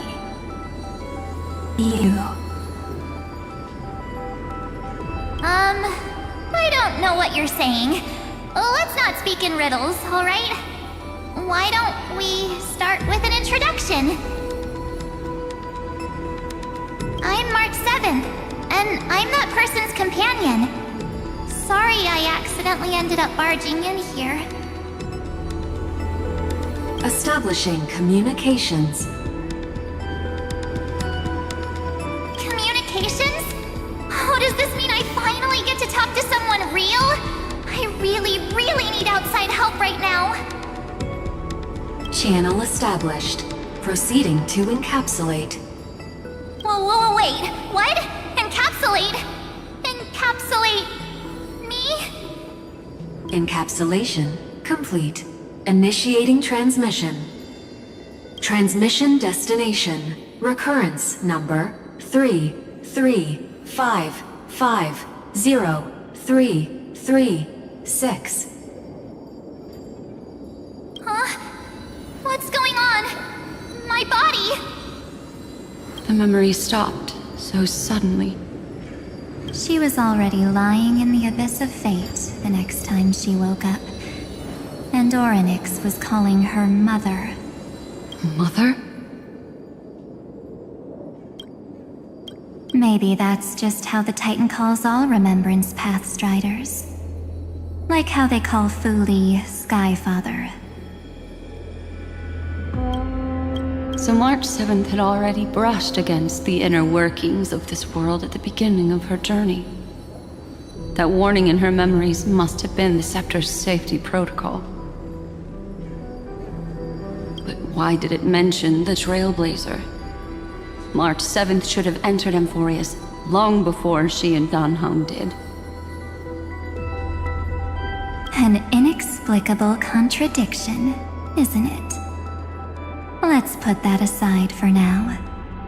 The protocol didn't kill March 7th. Instead, it threw her deep into extrapolations. Over the next 97 days,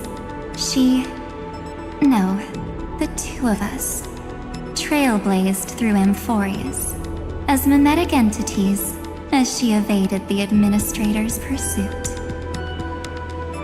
It must have been a difficult and lonely journey for her. Yes. No one could see March 7th. She didn't belong to Amphorius's memories, so she could only watch this world from the sidelines, like a transparent shadow.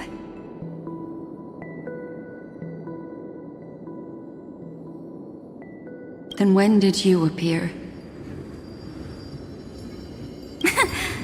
On the day that she ran out of options. March 7th tried so many things to help her companions, but the only outcome of her efforts was a few Amphorian folktales. In the end, she had only one option left. Just as she wished, I erased everything using the power of oblivion.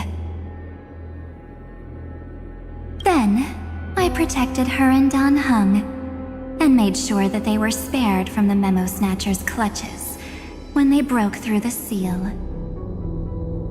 And you've been hiding in the shadows ever since, while manipulating time and colluding with Earth, all the way till now. A journey of 1,000 miles starts with a single step. The story of the Remembrance has just begun. Why don't we step into it together? As someone qualified to walk with me, you can now take in all the secrets behind this door. And witness how, in a blank space of time, another futile journey across 30 million lifetimes was forgotten by this world. I thought Evernight would have done something to stop us, but it's been smooth sailing the whole way through.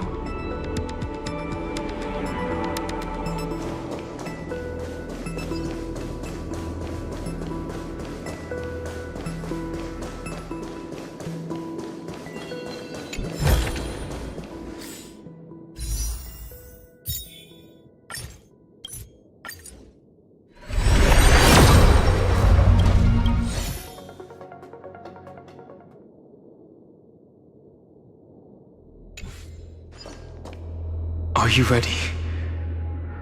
I'm going to open this door. Absolute silence. I can't sense anything at all. I know. Duck behind me if anything happens, okay?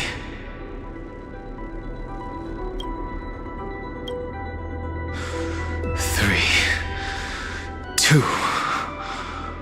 one. Warning. Object does not have access permission.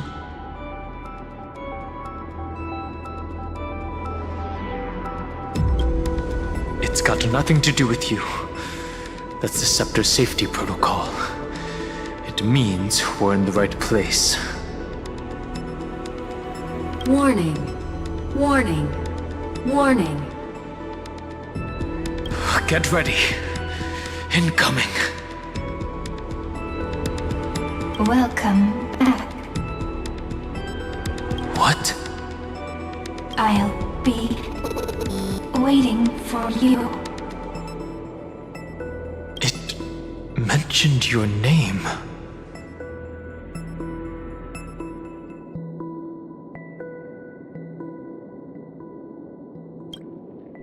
I'm getting a feeling of deja vu. Like the first time I opened as I've written. Thankfully, Evernight didn't take that book. Let's try using it.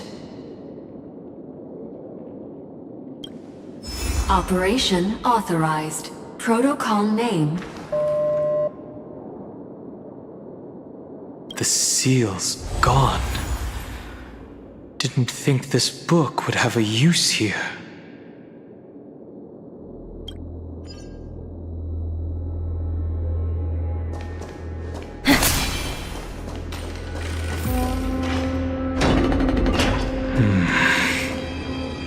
Is that?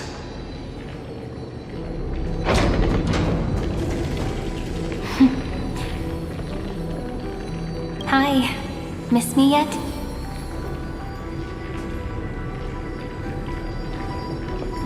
I'm just messing with you. This is the first time I have met you. Executing protocol. Format object. Formatting progress. 0.015%. And it looks like it'll also be the last. Something's wrong. She's not talking to us. She's not the Mem you know.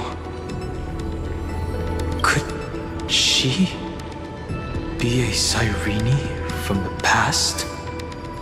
Formatting progress. 23.815%. Since we don't have all day, let's get started, shall we?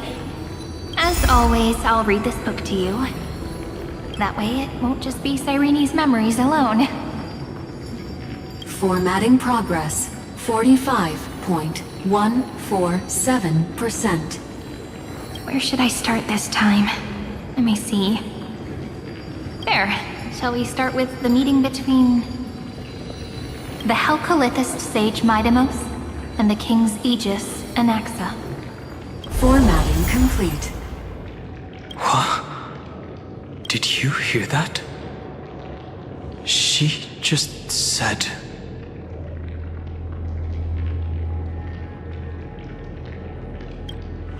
This is obviously not the history we know.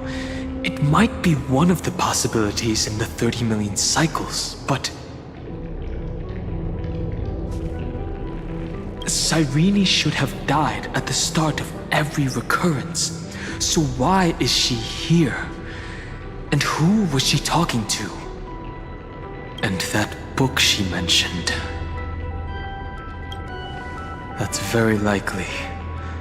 That door reacted to the book as well. Let's try copying what she did.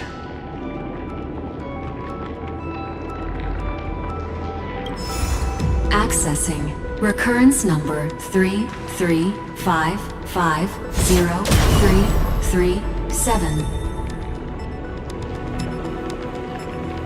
Access failed. Error code Gamma 13. That's it. As I've written is definitely connected with this great tomb.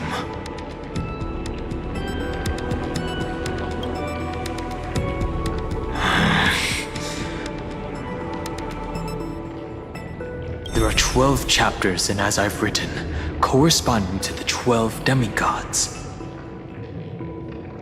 Maybe the Nameless Recollections match these runes. Let's try linking them first.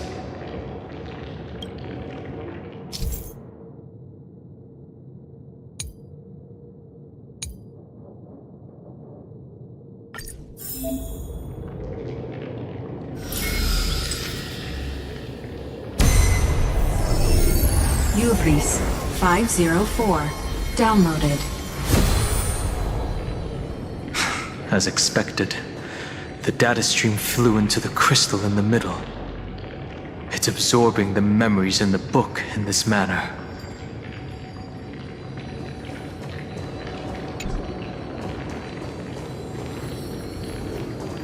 The world never learned how Saridra rewrote the law, but I believe it was Amphorius's decisive move against destiny.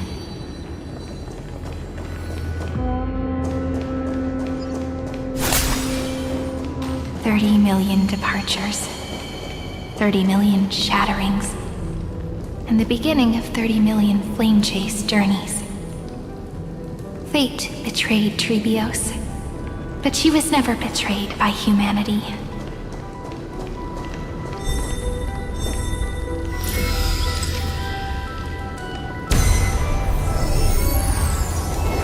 Uplotis 405. Downloaded.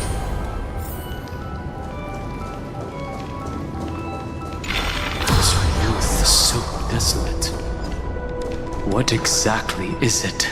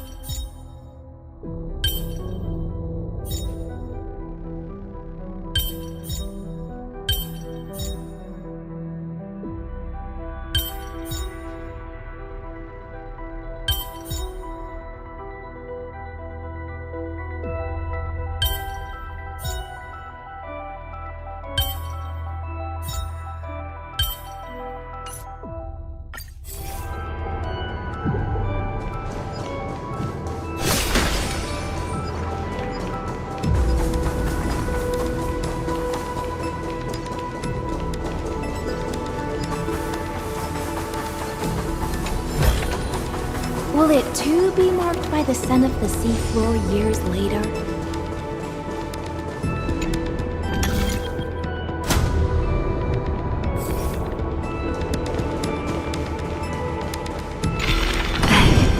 You must be very familiar with the story of time now.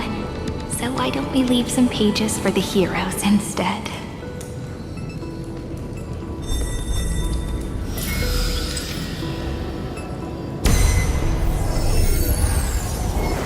Eulia 093. Downloaded. Scopeo 365. Downloaded. Branch number 1. Archiving. Object recurrence number 335503337. Progress 13.131%.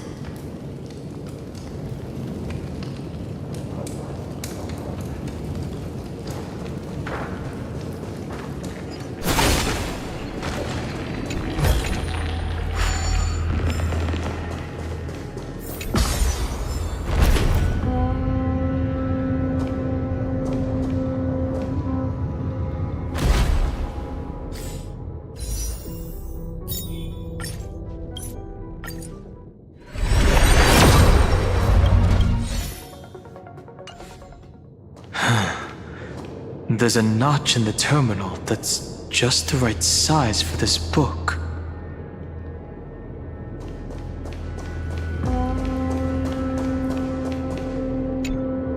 Branch number 1. Archived. Encapsulating encryption key.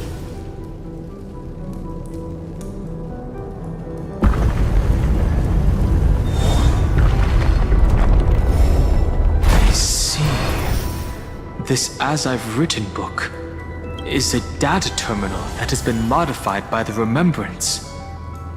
It might have looked like Cyrene was reading a story, but she was actually carrying out a data transfer. Right. That's a more direct way to think about it. No wonder these facilities are reacting to it. This book is a key.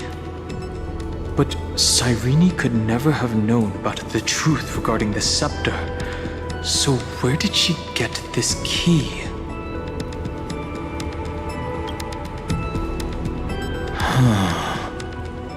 Do you remember?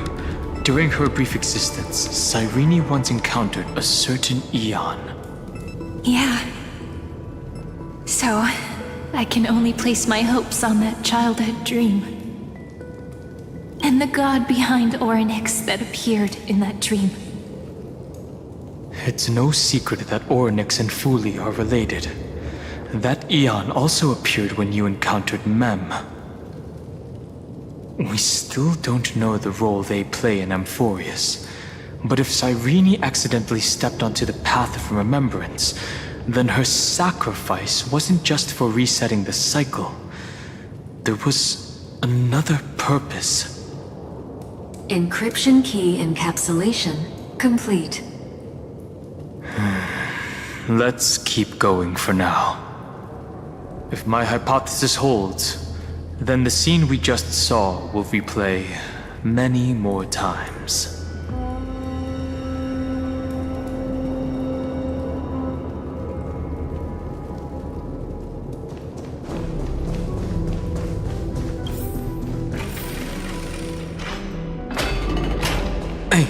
Be careful. Everknight's eyes are everywhere. Don't get too far from me. The chronocognitive anchor will protect us.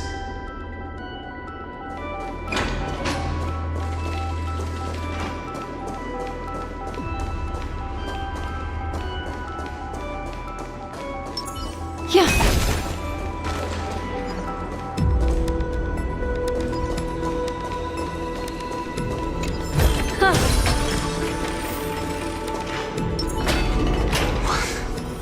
What is this? It's hard to believe. Is this still Amphorius?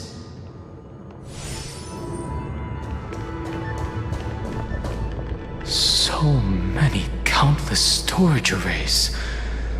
This would even rival the cyber prison of Inupis. Look, what a magnificent sight. Even this classical world contains a futuristic palace like this. Would ID Silicii end up looking like this after a few thousand years? Executing protocol. Format object. Formatting progress 0.027%. Ah, it's always so on time. Never late at all. It's okay, I get it. It's just trying to remind me how precious time is. I want to share a story with you this time. I saw a little nymph on my way here. It was on a fallen wheat stalk, and it glowed under the sunlight.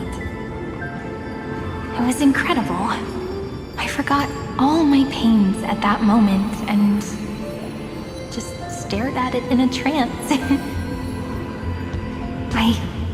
I wonder, did every Cyrene in the past feel that the nymph was beautiful? Would they also have recorded that scene into the Eternal Saga? So, could you give me more time, please?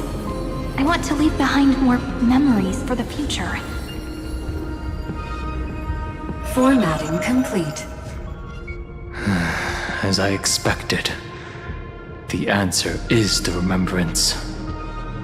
An Eon appearing in her dreams, 3 paths intertwining in Amphorius, and the Garden trying to infiltrate this world at all costs.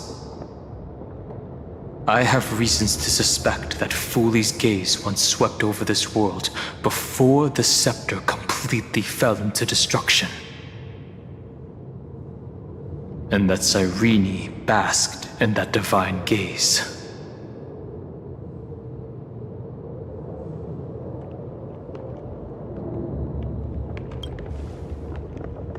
Humanity cannot judge eons based on our own common knowledge.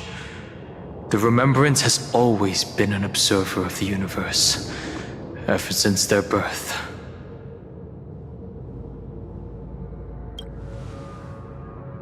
That's to be expected. The various factions are only followers of their eons, and Fooley was never known to be friendly with humanity. But there's still something I don't understand.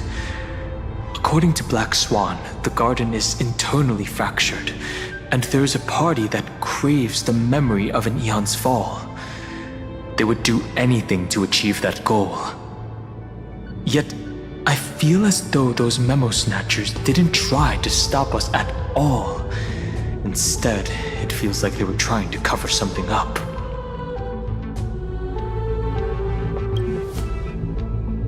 Most of the time, a gaze is simply a natural phenomenon, though some Pathstriders regard it as a supreme honor.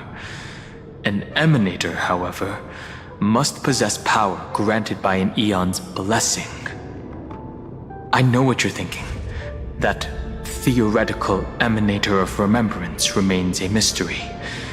But now, I'm leaning towards the idea that what the Garden's mirror reflected was a kind of miracle that Fooley left behind. Yes, we're thinking the same thing. Legend says that Fooley sits in meditation in the Anasrava Pure Land, spreading the seeds of remembrance across the universe. And when the cosmos ends, all the different realms will be reborn in their garden.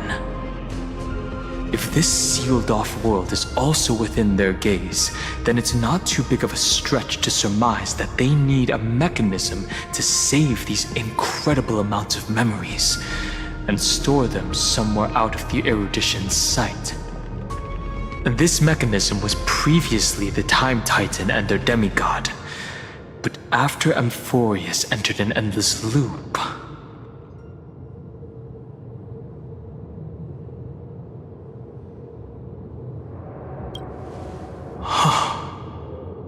it's that ceremonial blade.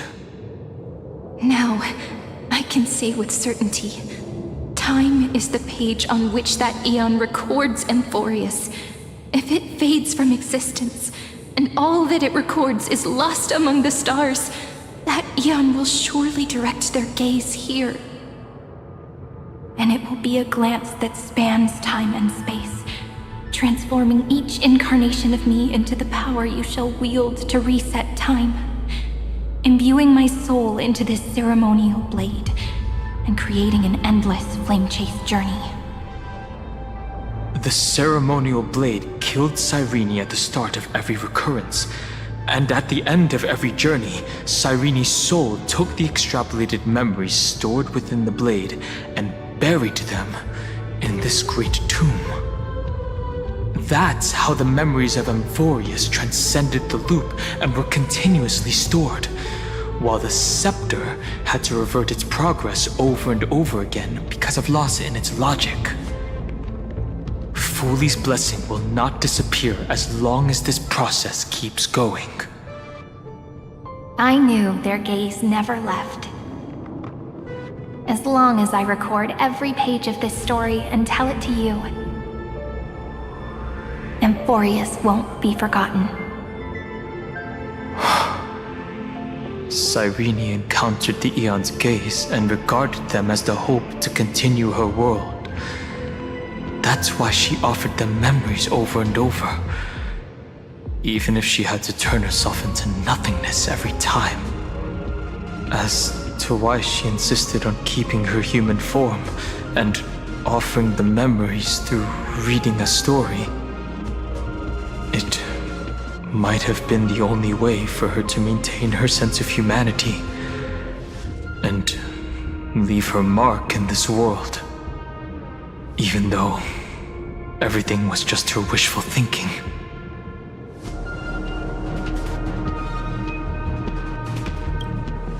Right. Based on the runes on the floor, the encryption key from earlier should be used here. There are 3 keys in total. We're 1/3 of the way through.